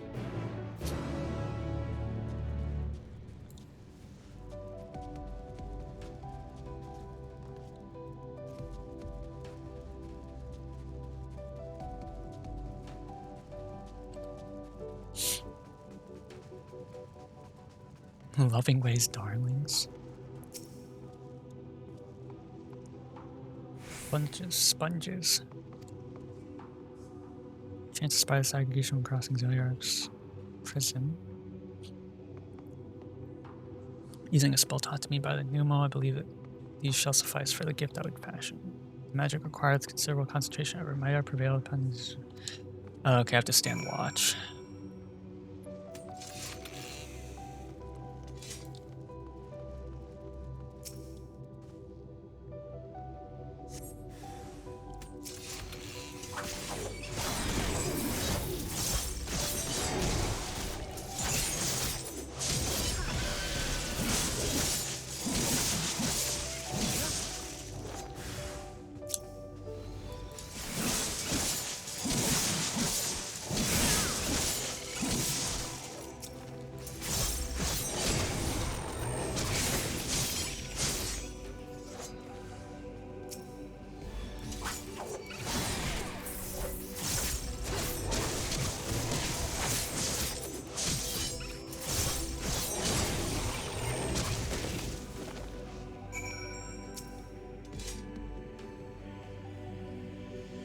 That was pretty simple.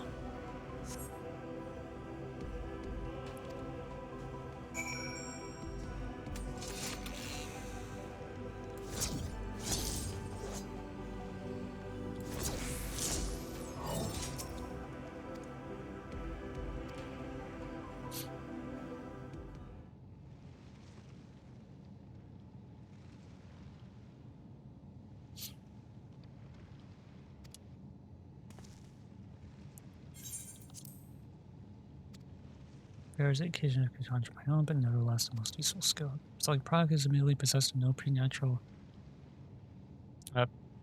Preternatural? I don't know. Properties, but its use is one of mine own choosing, which I pray the Loporus will appreciate. Thought you'd been eaten or perhaps fallen into a crater. Oh.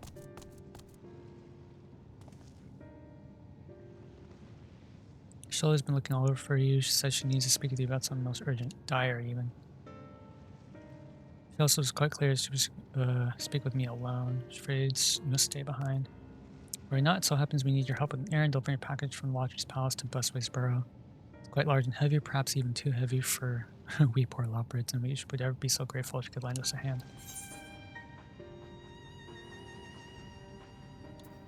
Suspiciously convenient. I'll offer help. Why not? It'd be necessary. Okay. Sure, you don't want to risk getting them. True. Okay, I tried.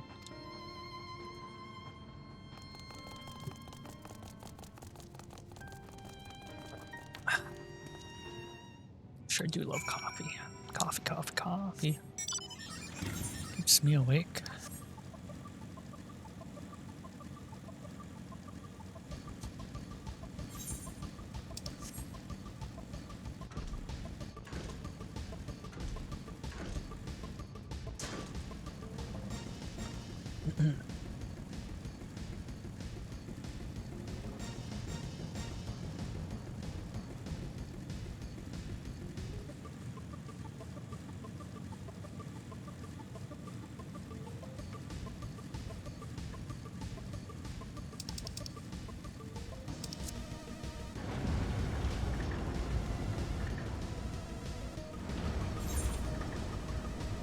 Oh, they're down there. Okay.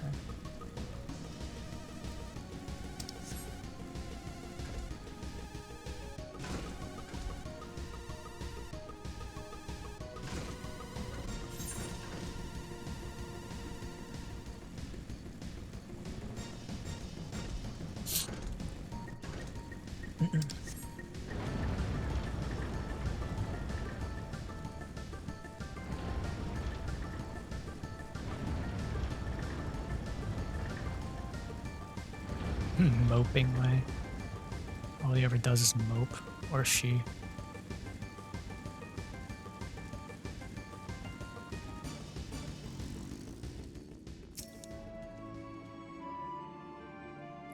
Thought you'd be away for far longer.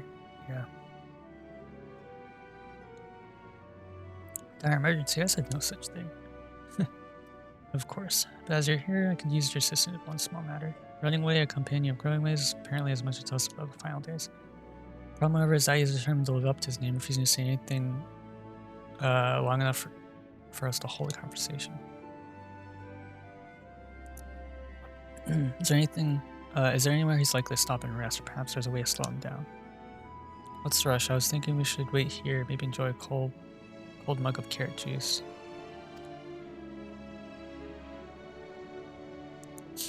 Try using these balls. Balls of moose flesh? I was confused with the other thing. With the other kind of balls. Running away's other noble features is incessant chatter, so you'll have no trouble finding him in a crowd. When you do, try lobbing your balls at him. Oh yeah, I'll lob my balls right at his face.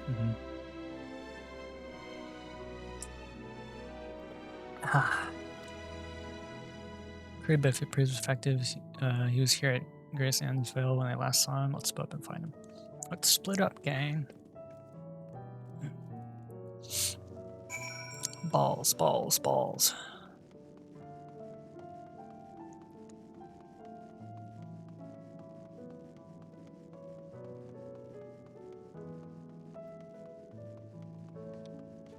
Oh, there you are. Oh, they already maxed out their sage. Interesting. Search for anyone. Oh, okay. Who am I looking for? Running way. He's gotta be running around somewhere, right? Unassuming will operate. If running way is his name, he's gonna be running somewhere, right? He's gotta be running. Ah.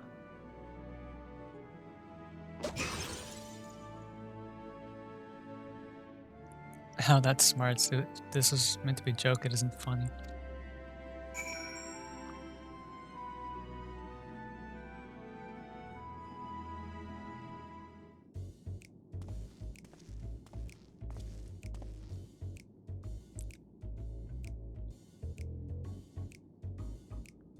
Yes, I'm running away. Do you mind explaining why you hit me in the face with your balls?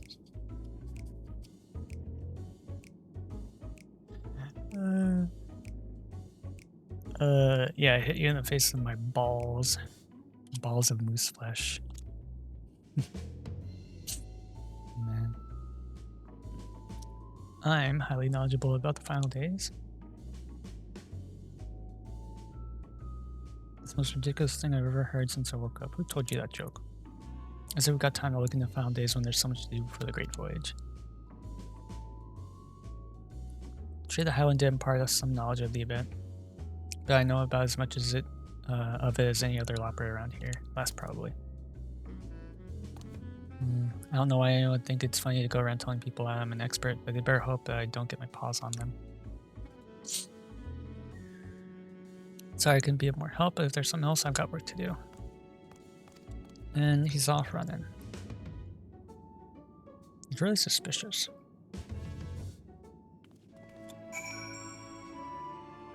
They're misguiding us and giving us misinformation. First they tell us that Ashtola is wanting to talk to us urgently of some really serious matter, which she didn't. Now they're saying that Running Away is very knowledgeable about the final days. Something doesn't add up here. I could neither find neither hide nor hair of him. How do you fare? And I found him, but so he knows no more than the others. Here, explain yourself, growing away. Yeah. Misremembered? I misremembered. Yeah, sure. You misremembered.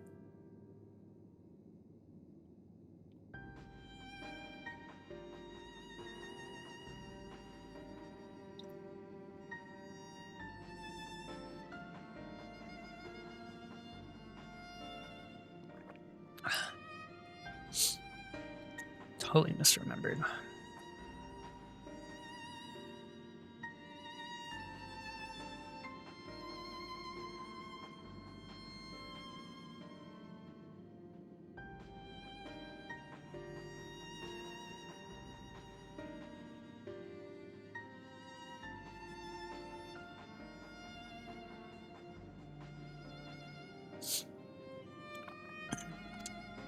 Right, I'm drawing a blank though. Tries I might. Can't remember who I was thinking of. That's a blatant lie. An unrelated note, whatever. I assume you spoke with him earlier, but did he say that when he'll be returning? Let's say Watcher's Palace with living lie.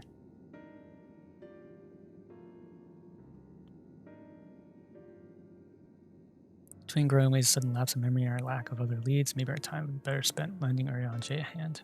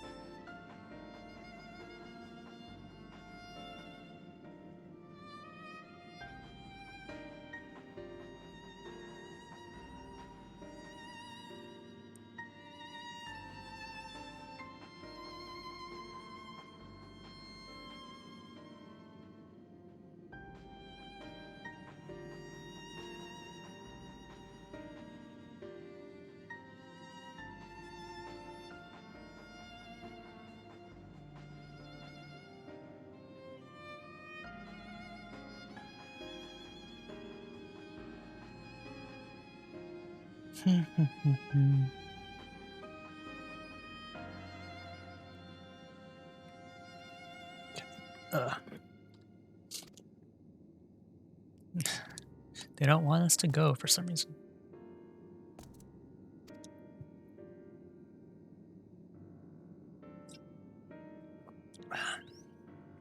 Information we're looking for is in the archives. Sure.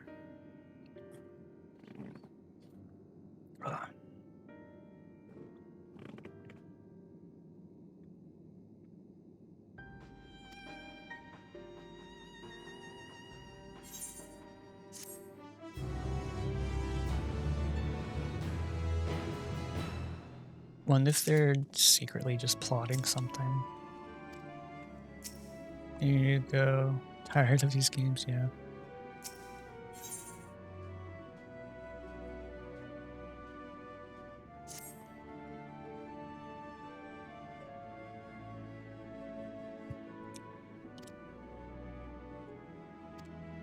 Archives are on the second floor of main plaza, eastern wing.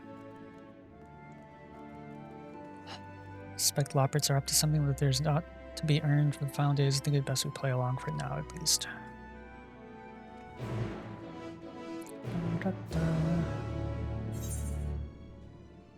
Oh, there's so many more blue quests to do.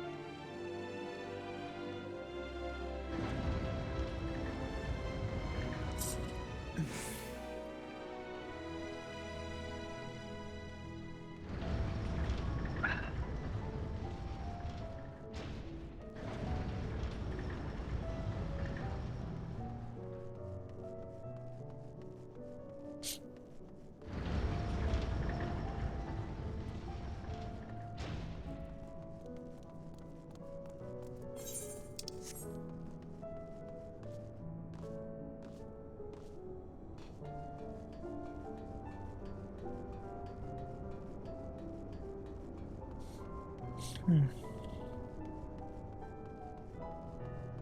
god, I need to sneeze.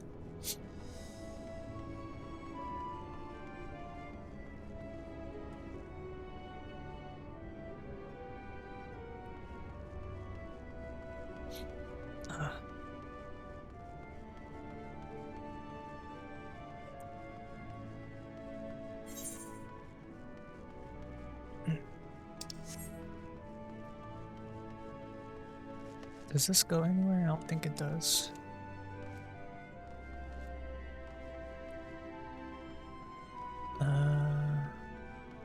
No, okay.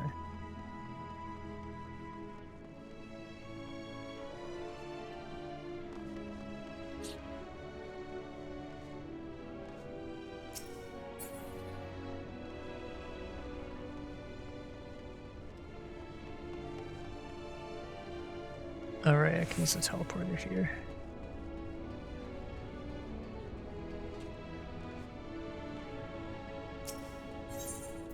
Yeah, upper burrows, yes.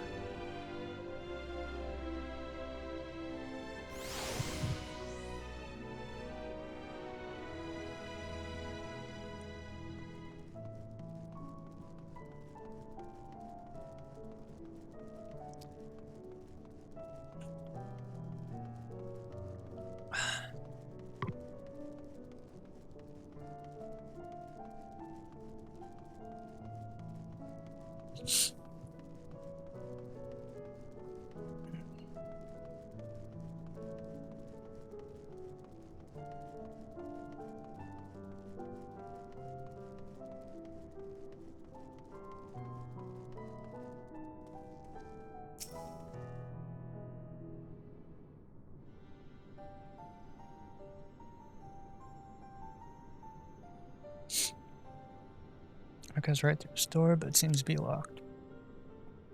Guess we have to go and find whoever has the key.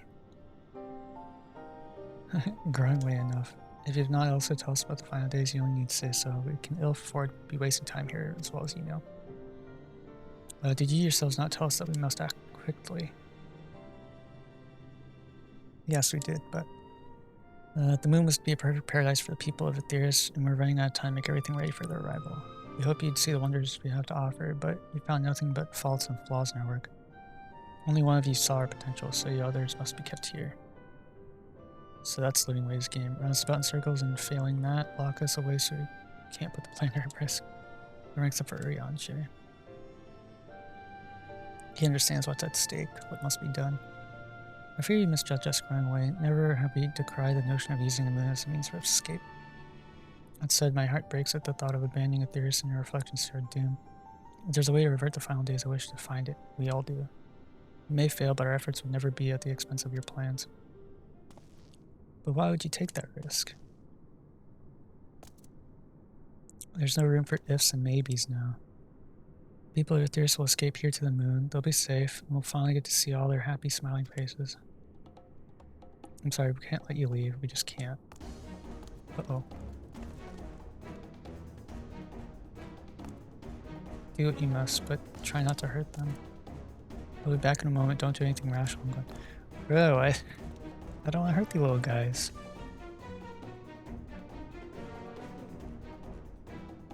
If we dally, they'll overwhelm us with sheer numbers. I say we knock these ones out, split up, and make our way to the exit.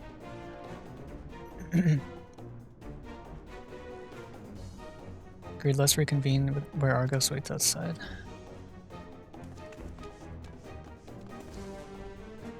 Did I just bop him on the head?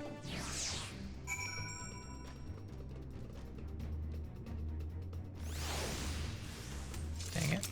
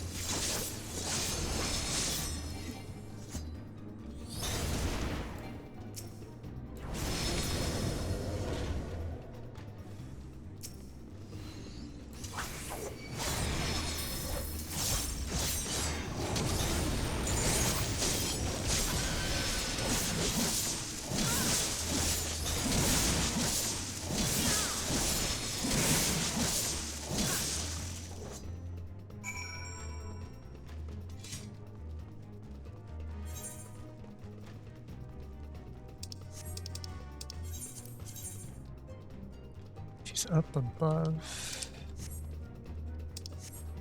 Okay, so oh, she's at the exit. Where's the exit? It's just straight south.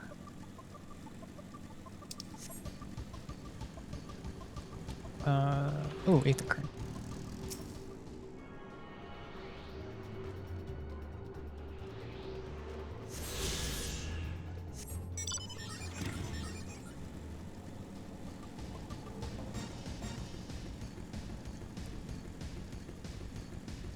Oh, the exit's over that way.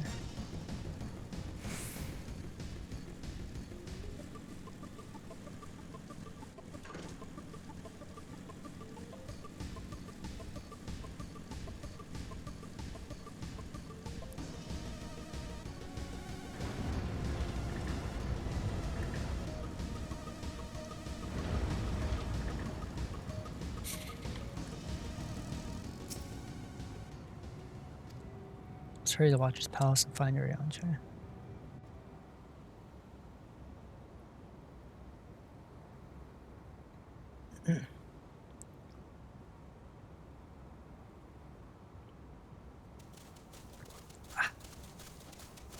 And what, pray tell, do we seek at the Watcher's Palace?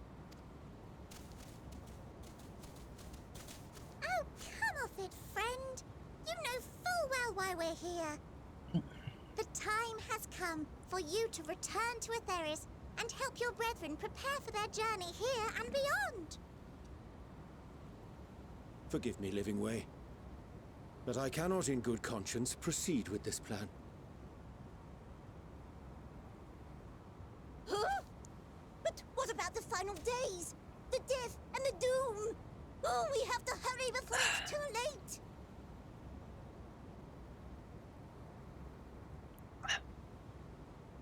Your unflagging commitment to your duty is endearing, to say the least.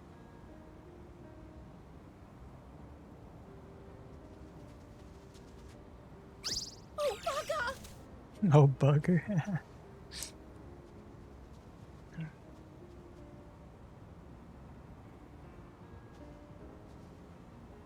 Be at ease.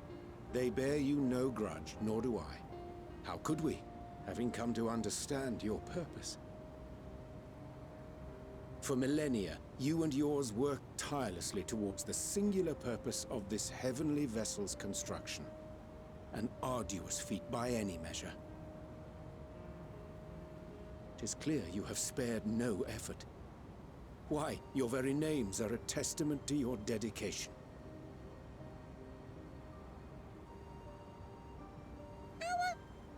Our names? I'm not sure I understand what you're getting at. Names are an expression of the self, a declaration of one's hopes and aspirations.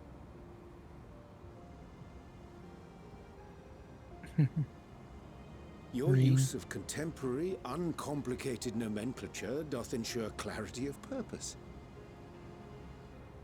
There can be no doubt that your love for the people of Atheris is boundless and pure.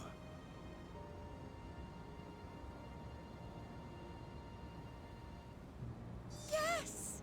Yes! A most mellifluous phrasing. Most what phrasing? We Loperids were born of Heideland's love for Atheris. That shining, shimmering blue jewel, brightest star in the sky, brimming with life and possibilities. For as long as I can remember, I've toiled in anticipation of the day when this vessel might be needed. All I've ever wanted was to meet those she cherished so dearly, to serve and serve well. That goes for all of us, don't you see? So help us.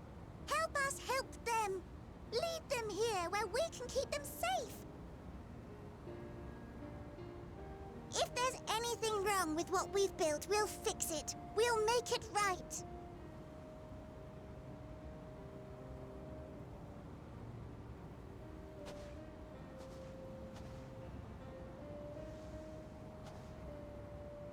Your works want not for repair, Yet there remaineth much for you to learn of men, and your own kin besides. Singing Way, thy name bespeaketh more than the simple marriage of rhythm and rhyme. The songs of Aetheris are beyond counting, and span the length and breadth of emotion. Maps are monuments to man's pioneering spirit and his devotion to charting the furthest reaches of our star. Bro, when this become a drama. Many have devoted their lifetimes to exploratory pursuits, to venture unto the highest mountains and the deepest oceans in search of unknown frontiers. And thou, my friend, I do not think we've met. My name is Puddingway. Puddingway. Puddingway? Yes, indeed. A name of deep and abiding significance, I'm sure, but one perhaps better communicated through delicious deeds than tasteless words. A judicious application of fey magics at a later juncture may be appropriate.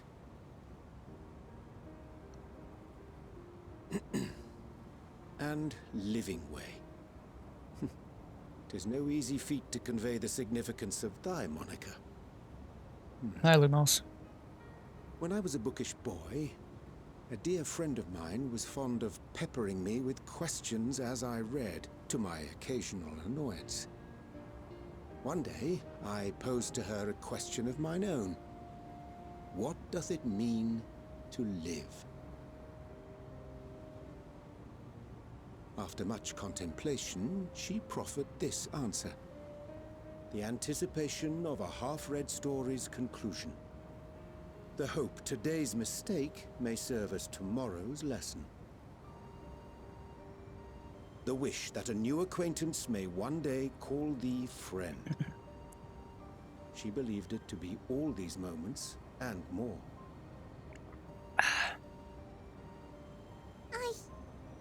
I want to understand, but I, too, still labor to find mine own answer. 'Twould be my pleasure to assist you and yours in embarking on a journey happy of Sunday off. self-discovery and enlightenment. Are you talking about like the red in the background? That's not an aether, right? For thee.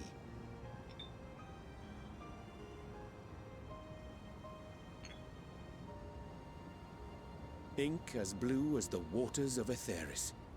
Made in haste, though I assure thee, the quality has not suffered for it. This The music. people need not be persuaded by honeyed words. Nay, I have faith they shall do what is right in due course. Until they do, I beg your patience, friends. And with that ink, let us fill the empty pages of Living Way's compendium. Big blue gold rock. An open exchange of ideas will surely afford you all a better understanding of modern man, and with it, ideas for improvements and renovations. But more importantly, it shall empower us to together find a way forward.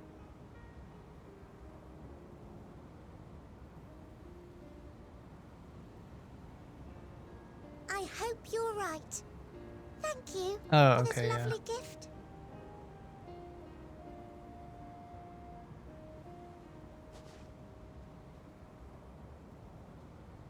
Yeah, I There didn't see you the have it. aetherite before. I shall remain with the Loperates to ensure that all is in order.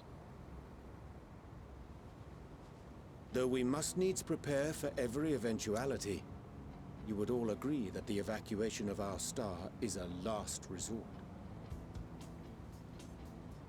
To accept failure is to accept the demise not only of our star, but that of Reen's, of all reflections, and the souls that call them home. Which is why I have every faith that you shall fight to the last, that such drastic measures may prove unnecessary. Should the worst come to the worst, and I pray deeply that it won't, I'll take comfort in knowing preparations were made under your watchful eye. I've only done the first trial, that's it. Thou mayest be assured that if calamity cometh, not a soul will be left behind. If being the operative term. Oh, it's the flower.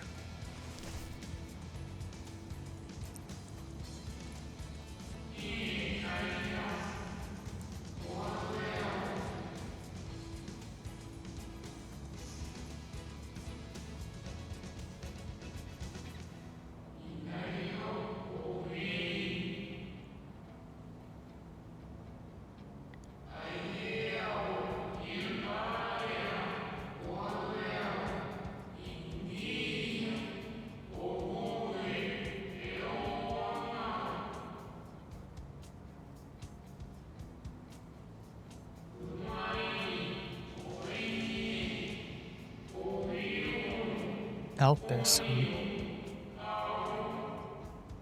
Yeah, I'm gonna forget that name.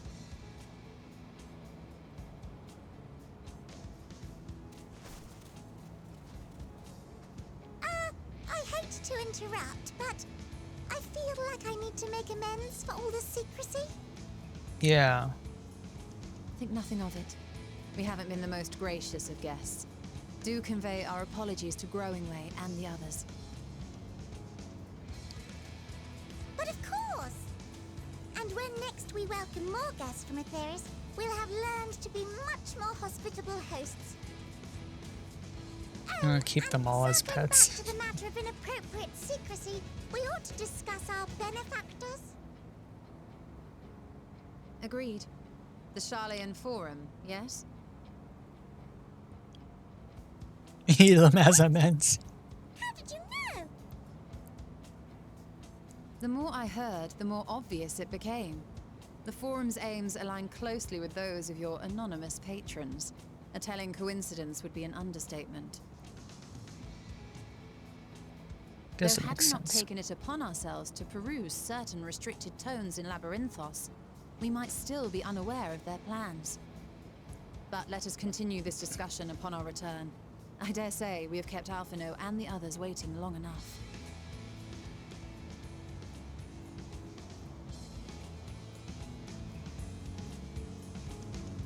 There's a whole bunch of them, so I don't know if I'd be able to eat them all, even if I wanted to. It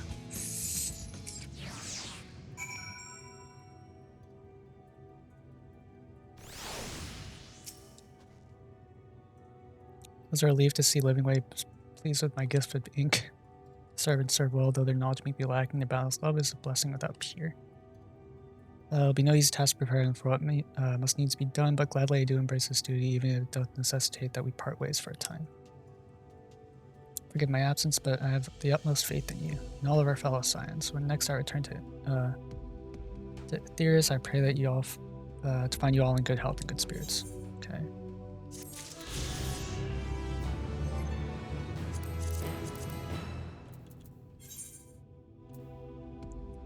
I haven't gotten any of these, but I've only gotten 2 here. I need to do the side quests here in Garlemald. I'm too lazy to do this right now. Meals for a year? Maybe. With Loperts and Urianja's capable hands, we didn't worry about affairs here in our absence. Knowing now that we face the face of their earthly collaborators, is much to discuss with Alpha and the others. Let's return to the Tower of Babel. Our battle for the star will soon begin in earnest. We must be prepared.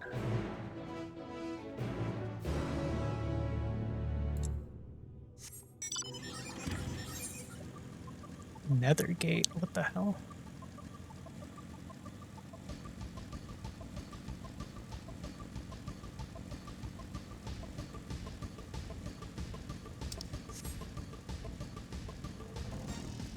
I don't remember this.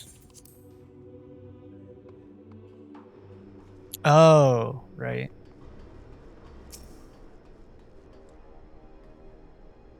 Gods, I can scarcely believe we went to the moon and back. We'll have time to reflect on that later. Right now, we need to head back to Camp Broken Glass and deliver a thoroughly detailed report to Lucia. I'd like very much to know how everyone's getting on here as well. They've only just begun the treatment of tempered prisoners when we've left. Shared curiosity about warning our allies of the final days is of greater importance. I speak not only of the contingent, of course. The heads of state of every nation must know what we must have learned. You know not when or where or what matter final days will begin to manifest, so we must see to it that everyone's prepared. Agreed, though we may wish to stress the importance of discretion, lest the public be sent into panic. Not that anyone in a position of responsibility should need be told as much, but it bears repeating. Pressing first back to Camp Broken Glass.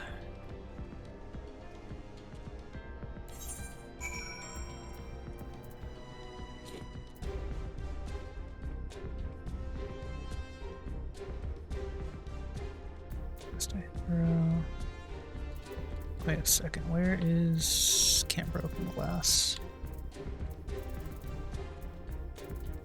Ah, here we go.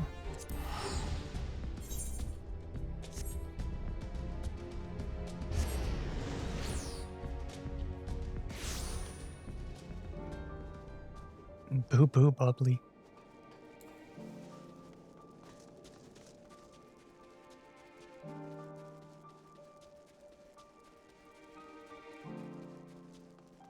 I still think it's insane that some of my friends like beat the freaking story in like a few days.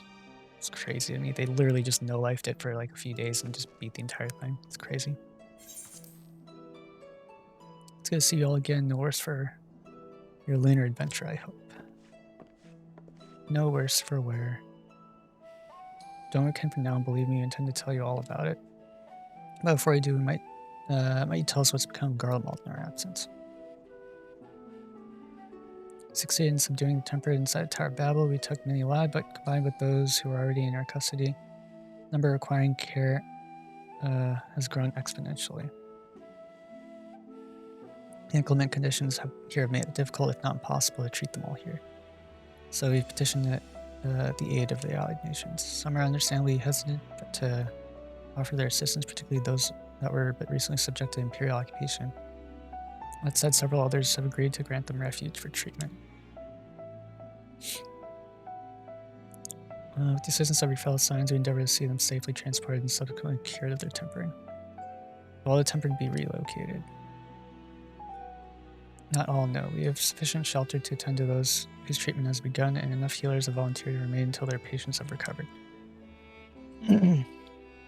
Julius is one such patient, though he's not yet fit to receive visitors.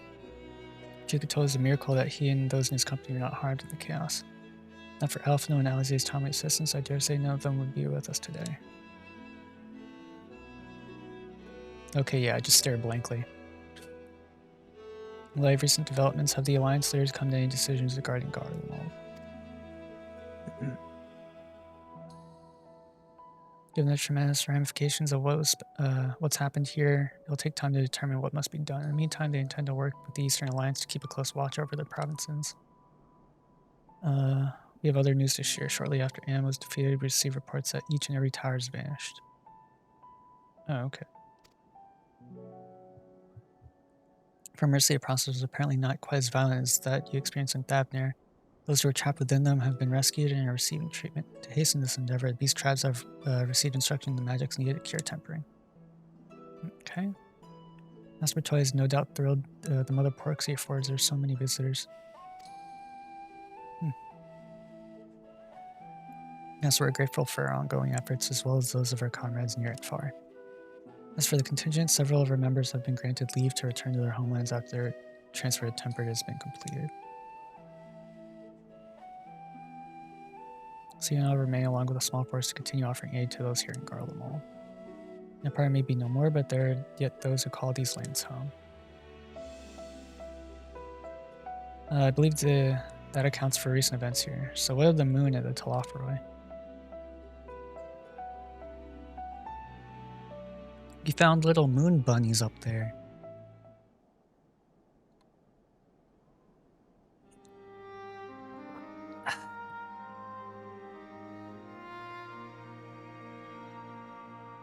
Final days.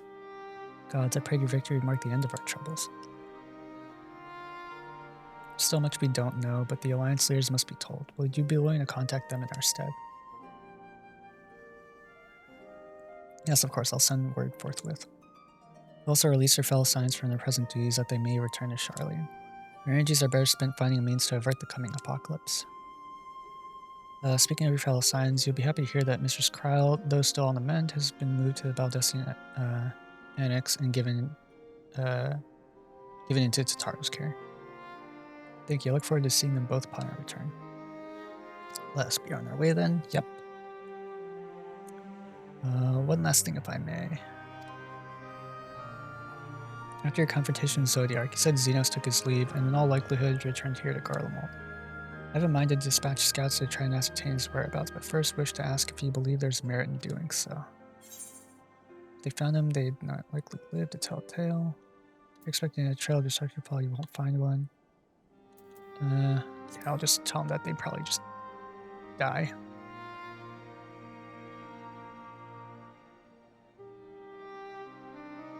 Suppose I'm right? Yeah, I am right. Dispatch good soldiers in pursuit of a beast would be to send them to their deaths. Pray forget that I entertained the notion. While on the subject of Xenos, the 10th Legion has made an official proclamation. They denounce the Crown Prince and condemn his role in the Empire's downfall. His very title has become a source of shame among his former subjects, and its continued use serves only to hinder relations with foreign nations.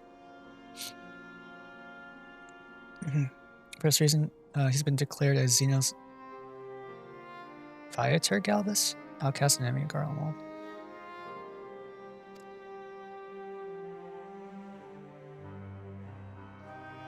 Oh, didn't they do that with Sid when he left the Empire? But Daniel's no more, and now he's letting people turn against him. It seems he's not, but his bloodlust to keep him company. Better that than an army to see it sated. At any rate, I'll not keep you any longer. I pray you safe passage back to Charlian.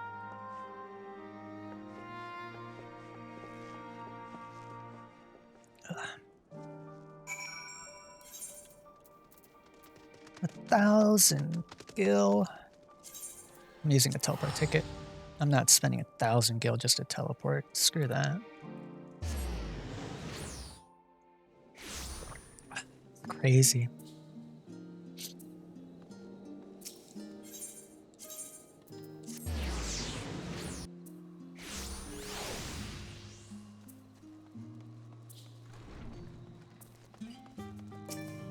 Kryle's okay. Welcome back. We're so terribly worried about you. It's plain that I've caused my own fair share of worry, and for that I apologize. Hydaelyn called to me that day when you entered the Tower of Babel. Her pleas were faint but desperate, and I knew at once that she required a vessel to carry out her will. What came after feels like a dream barely remembered. My body flying through a life stream towards Garlemald. When I regained consciousness, I was all aches and frostbite, exhausted of aether. So exhausted, in fact, I could only laugh, for it was in that moment that I understood Graha's weariness from the Tower of Zot. Would that I could laugh at a time like this. Though we prevented Zodiark from being unleashed upon the world, I'm curious to know what else took place there on the moon. Something not good took place.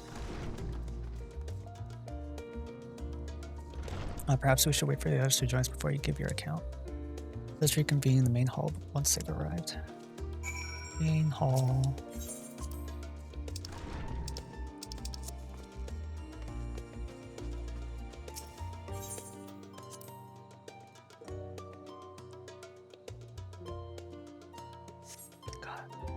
I'm starting to wonder how long the story is.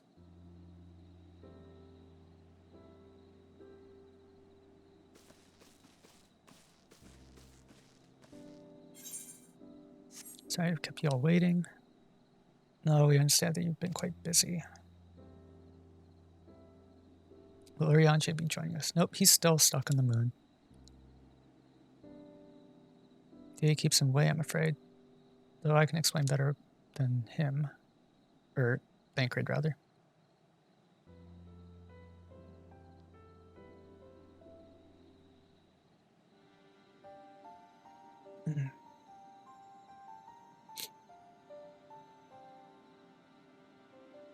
Final days as befell Amarat.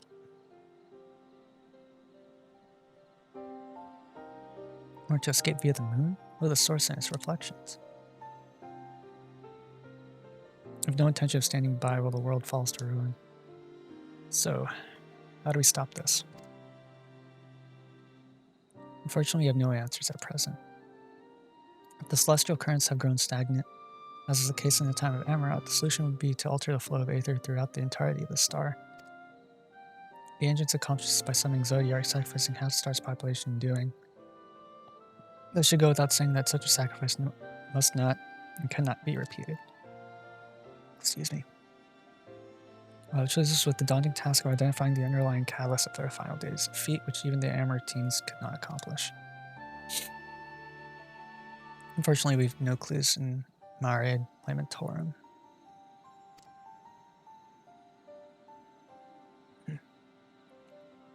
There's still much we don't know about the catastrophe itself, let alone what may have caused it. Final days were marked by the corruption of the Amortines' creation magics, but we command no such power, which invites the question, what havoc is in store for us? I don't want to think about it.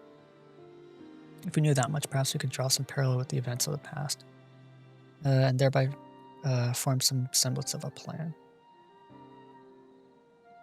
Perhaps we should start with the Forum then. Having worked with the Lawpirates in secret all this time, there's surely more that they can tell us. Forgive the interruption, but I have urgent news. Forum's holding a public assembly in Plaza outside, some sort of announcement. Oh boy. What's Daddy up to now? There's only one way to find out. They're gonna, I don't know, brand us as like traitors or something.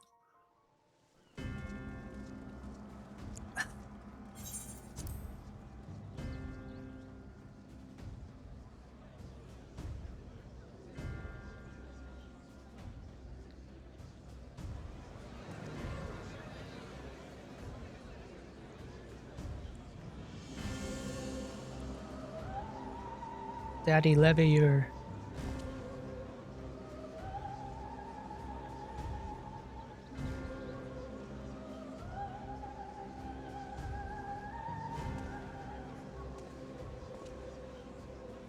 Order! Order, I say!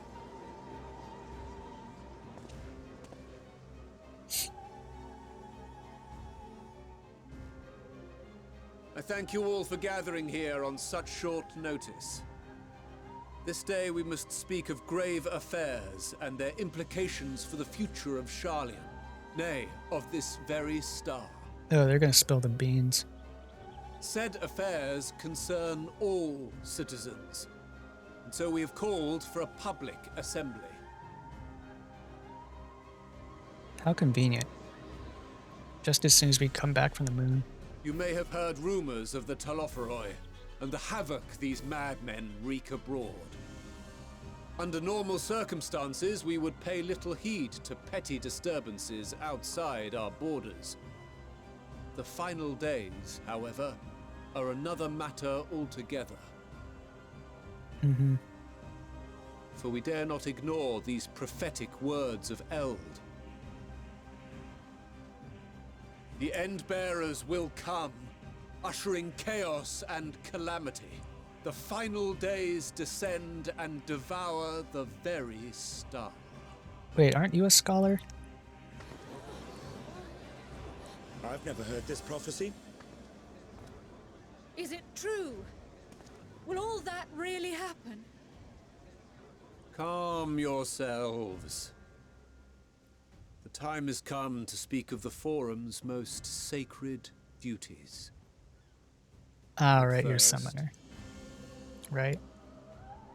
Still runs in parallel with Scholar, though.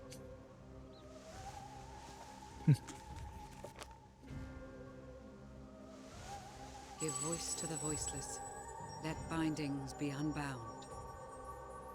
By unanimous decree, I declare the enchantment broken. Oh, now they're able to talk about it now? So they're not barred from talking about it anymore? Or like bound by oath or whatever. Master Leveilleur, if you would. You say Master Leveilleur? Very well. That's what it sounded like to me.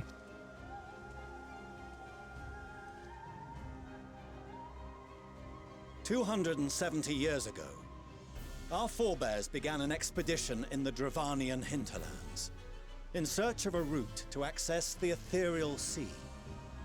This much is public knowledge.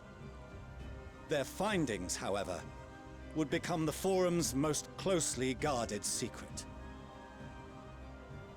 What those researchers discovered in the hinterlands was not a passage unto the ethereal sea, but the very heart of our star, and Hydaelyn herself.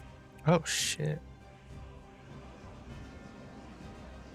She spoke to them of a calamity that would extinguish all life, and of a means by which we might be spared. To the moon? The moon. 'Tis in truth a gargantuan vessel built to serve as sanctuary for her children and deliver them from this doom. Much like Nunkref's hope in ages past, it will bear the people of a world in the throes of death to a new home.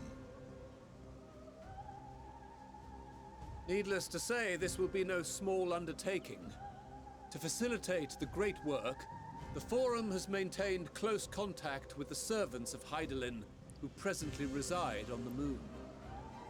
Convinced that the foretold end was all but inevitable, we began amassing a wealth of knowledge, not merely for the betterment of our nation, but in preparation for the journey to come. You reveal this to us now? By the gods, how long do we have? No clue. While we cannot say with certainty, we believe the hour to be nigh. We received a transmission from the moon suggesting as much not long ago. Which is why we must in earnest begin preparations for the great exodus. For his impressive contributions and the leadership he demonstrated during our withdrawal from Dravania, we have elected Master Leveilleur to oversee this initiative. Yeah, now it says Levier properly. Fellow scribes and scholars, my countrymen, we face a threat of unprecedented scale. We must challenge the trials before us with composure and conviction if we are to find salvation. The wisdom of Sharlayan has ever been a shining beacon in the darkness, and so it shall continue to be. It is our solemn charge to see our heritage preserved for future generations. For those who will come after, we will brave a new frontier.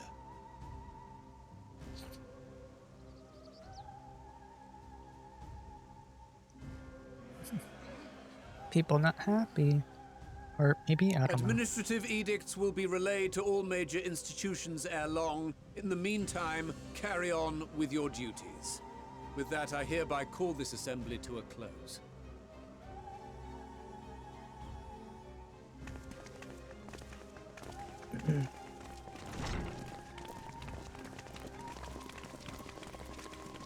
That close-up on that guy seems kind of sus.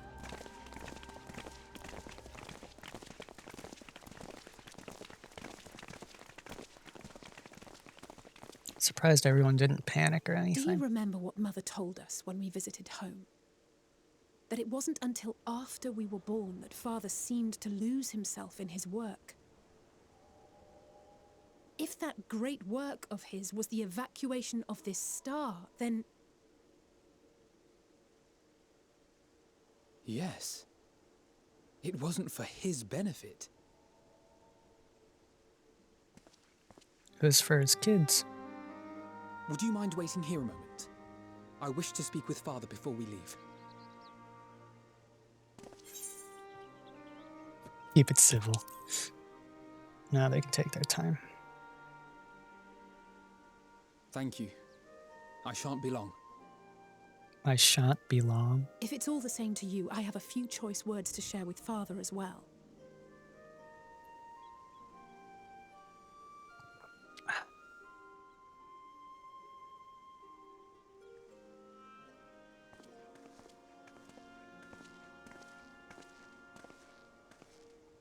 So, come to call us cowards and bid us join your fruitless battle against the inevitable?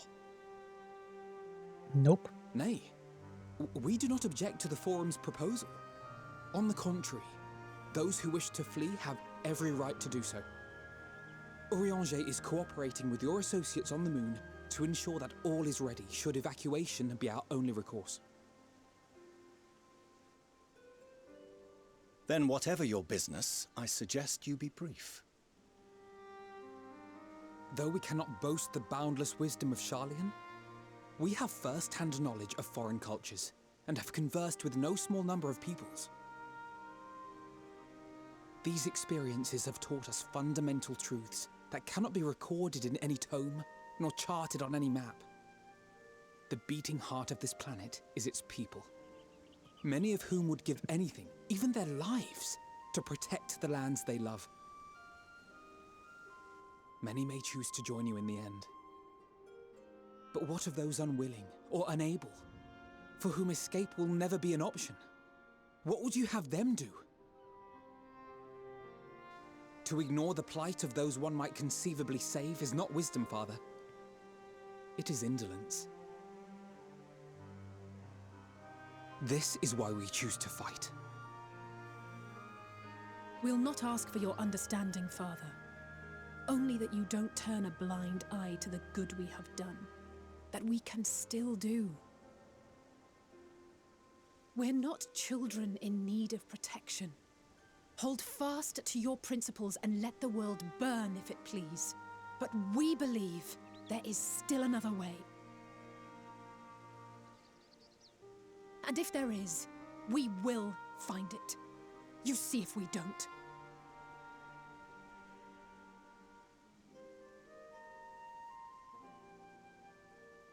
Do as you will.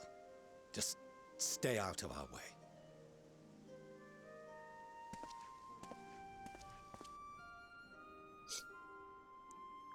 That bit that she said hit home for him. Were he not so consumed with self-righteousness, he might tell you how proud he is of you both. Bold words call for bold action, and there'll be no turning to your father should plans go awry. Yeah, I plan to do As so. if I ever would. So long as there are those who wish to stay and fight for this star, we have to do what we can to help them.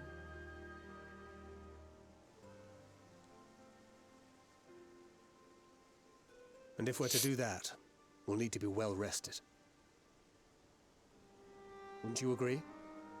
And having triumphed over what we once thought to be the source of all evil, I can think of no one in greater need of at least a dozen winks.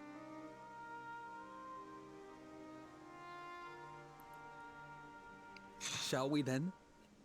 To the Annex, to prepare for tomorrow. I plan to get in his way as much as possible.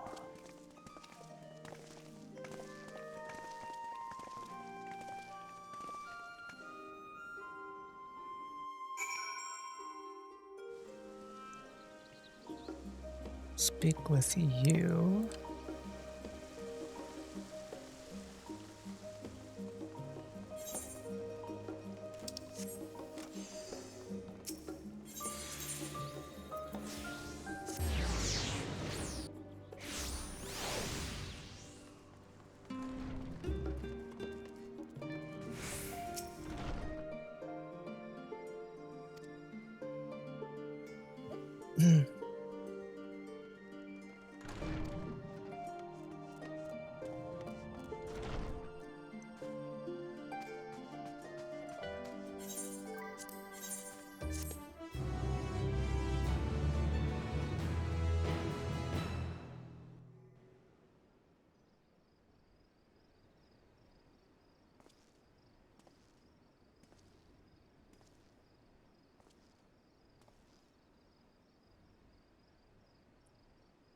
The moon, it's yellow. It's made of cheese.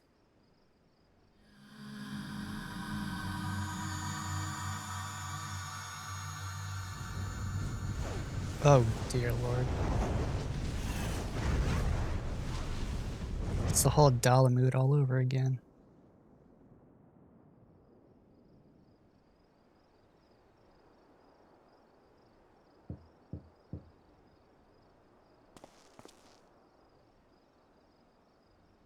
Yes, whoever could it be?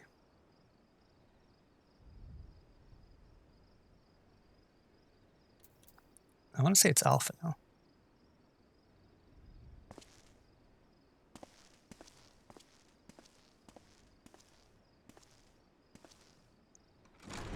Footing way, yeah.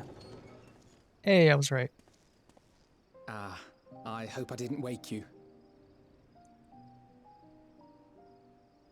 I pray you will forgive the unannounced visit, but I wish to speak with you before retiring for the night. Imagine if it's actually the person you picked, depending on who you think is at the door. About Garlemald, and the time we spent with the people of Tertium. Dangerous though it was, I'm glad we had the opportunity to treat with Euless and Quintus. Oh, I was Euless. worried what might happen after we were collared. If they attempted to restrain you too. If they succeeded. Once more, I put you in harm's way. And for that, I must apologize. I think I misread it as Julius or something instead of Euless.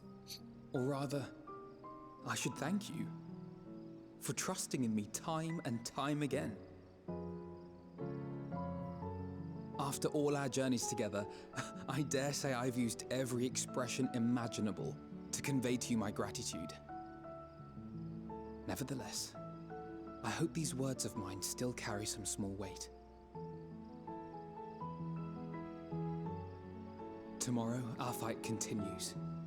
Mayhap it would have been better to seek you out after we have true cause for celebration. But having mustered the courage to stand up to Father and achieve a personal victory of sorts, I wanted to carry on in that spirit before my nerves got the better of me. Relationship, yeah. The hour grows late, and you doubtless tire of my ramblings. I have a letter for Orenvold to finish, but we'll be off to bed shortly. Sleep well.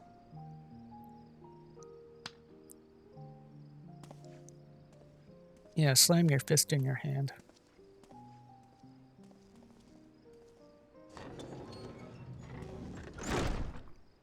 Is Hyland gonna show up and start talking to us or something?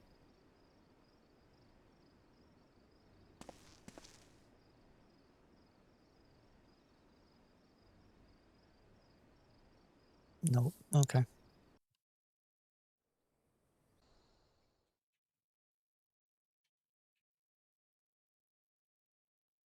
Oh, what's going on here?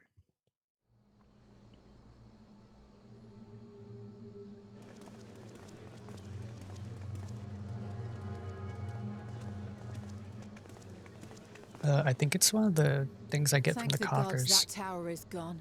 The sight of it was enough to make me sick. That I get from the story. Thank the Ilsebar contingent, more like. Word is, they fought their way into Garlemald and toppled the bloody thing themselves. Not just the one, neither. All the towers have up and vanished.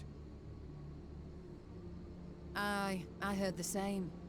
Commander Aldin and his troops helped keep casualties to a minimum too.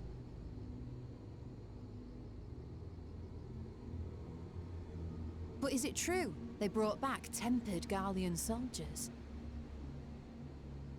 As Commander Aldin tells it, they've a treatment for that now. But don't you worry. Cured or not, they've no plans to bring them into the city proper. I see. Well, that's a relief then.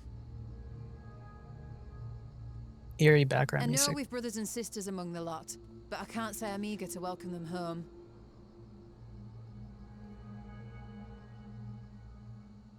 Wanted to think about it for a while yet. They're to be looked after in Alagana for the time being. Sinister. Eavesdropping.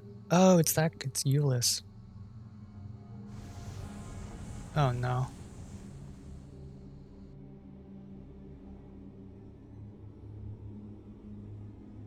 I wonder what's going on with him. Maybe he's not completely cured.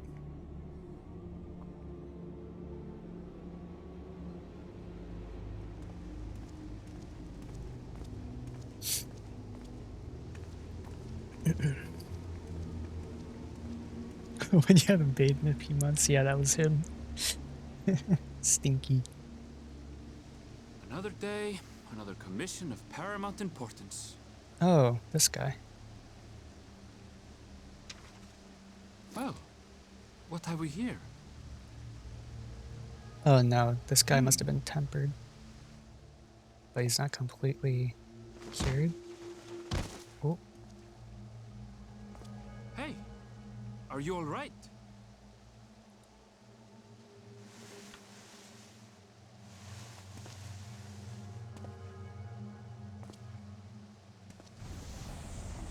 Oh no, this guy hasn't bathed in months either. Was that? No. The shadows play tricks, nothing more. No, it wasn't a trick. The towers are gone, and the Garlean threat is abated. Yet, why does it feel as though it's about to get much, much worse? 'Cause they are. And before like a meteor starts flying through the sky.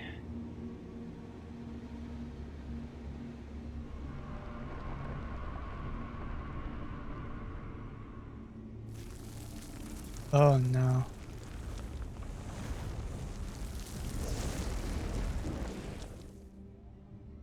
Oh, is this in Orthos?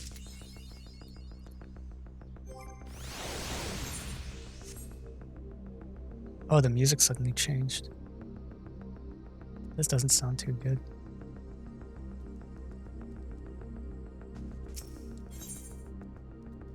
Oh no.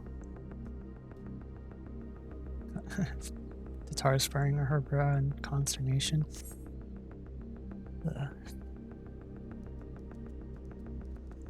Okay, I'm gonna switch over to play some Valorant, I think.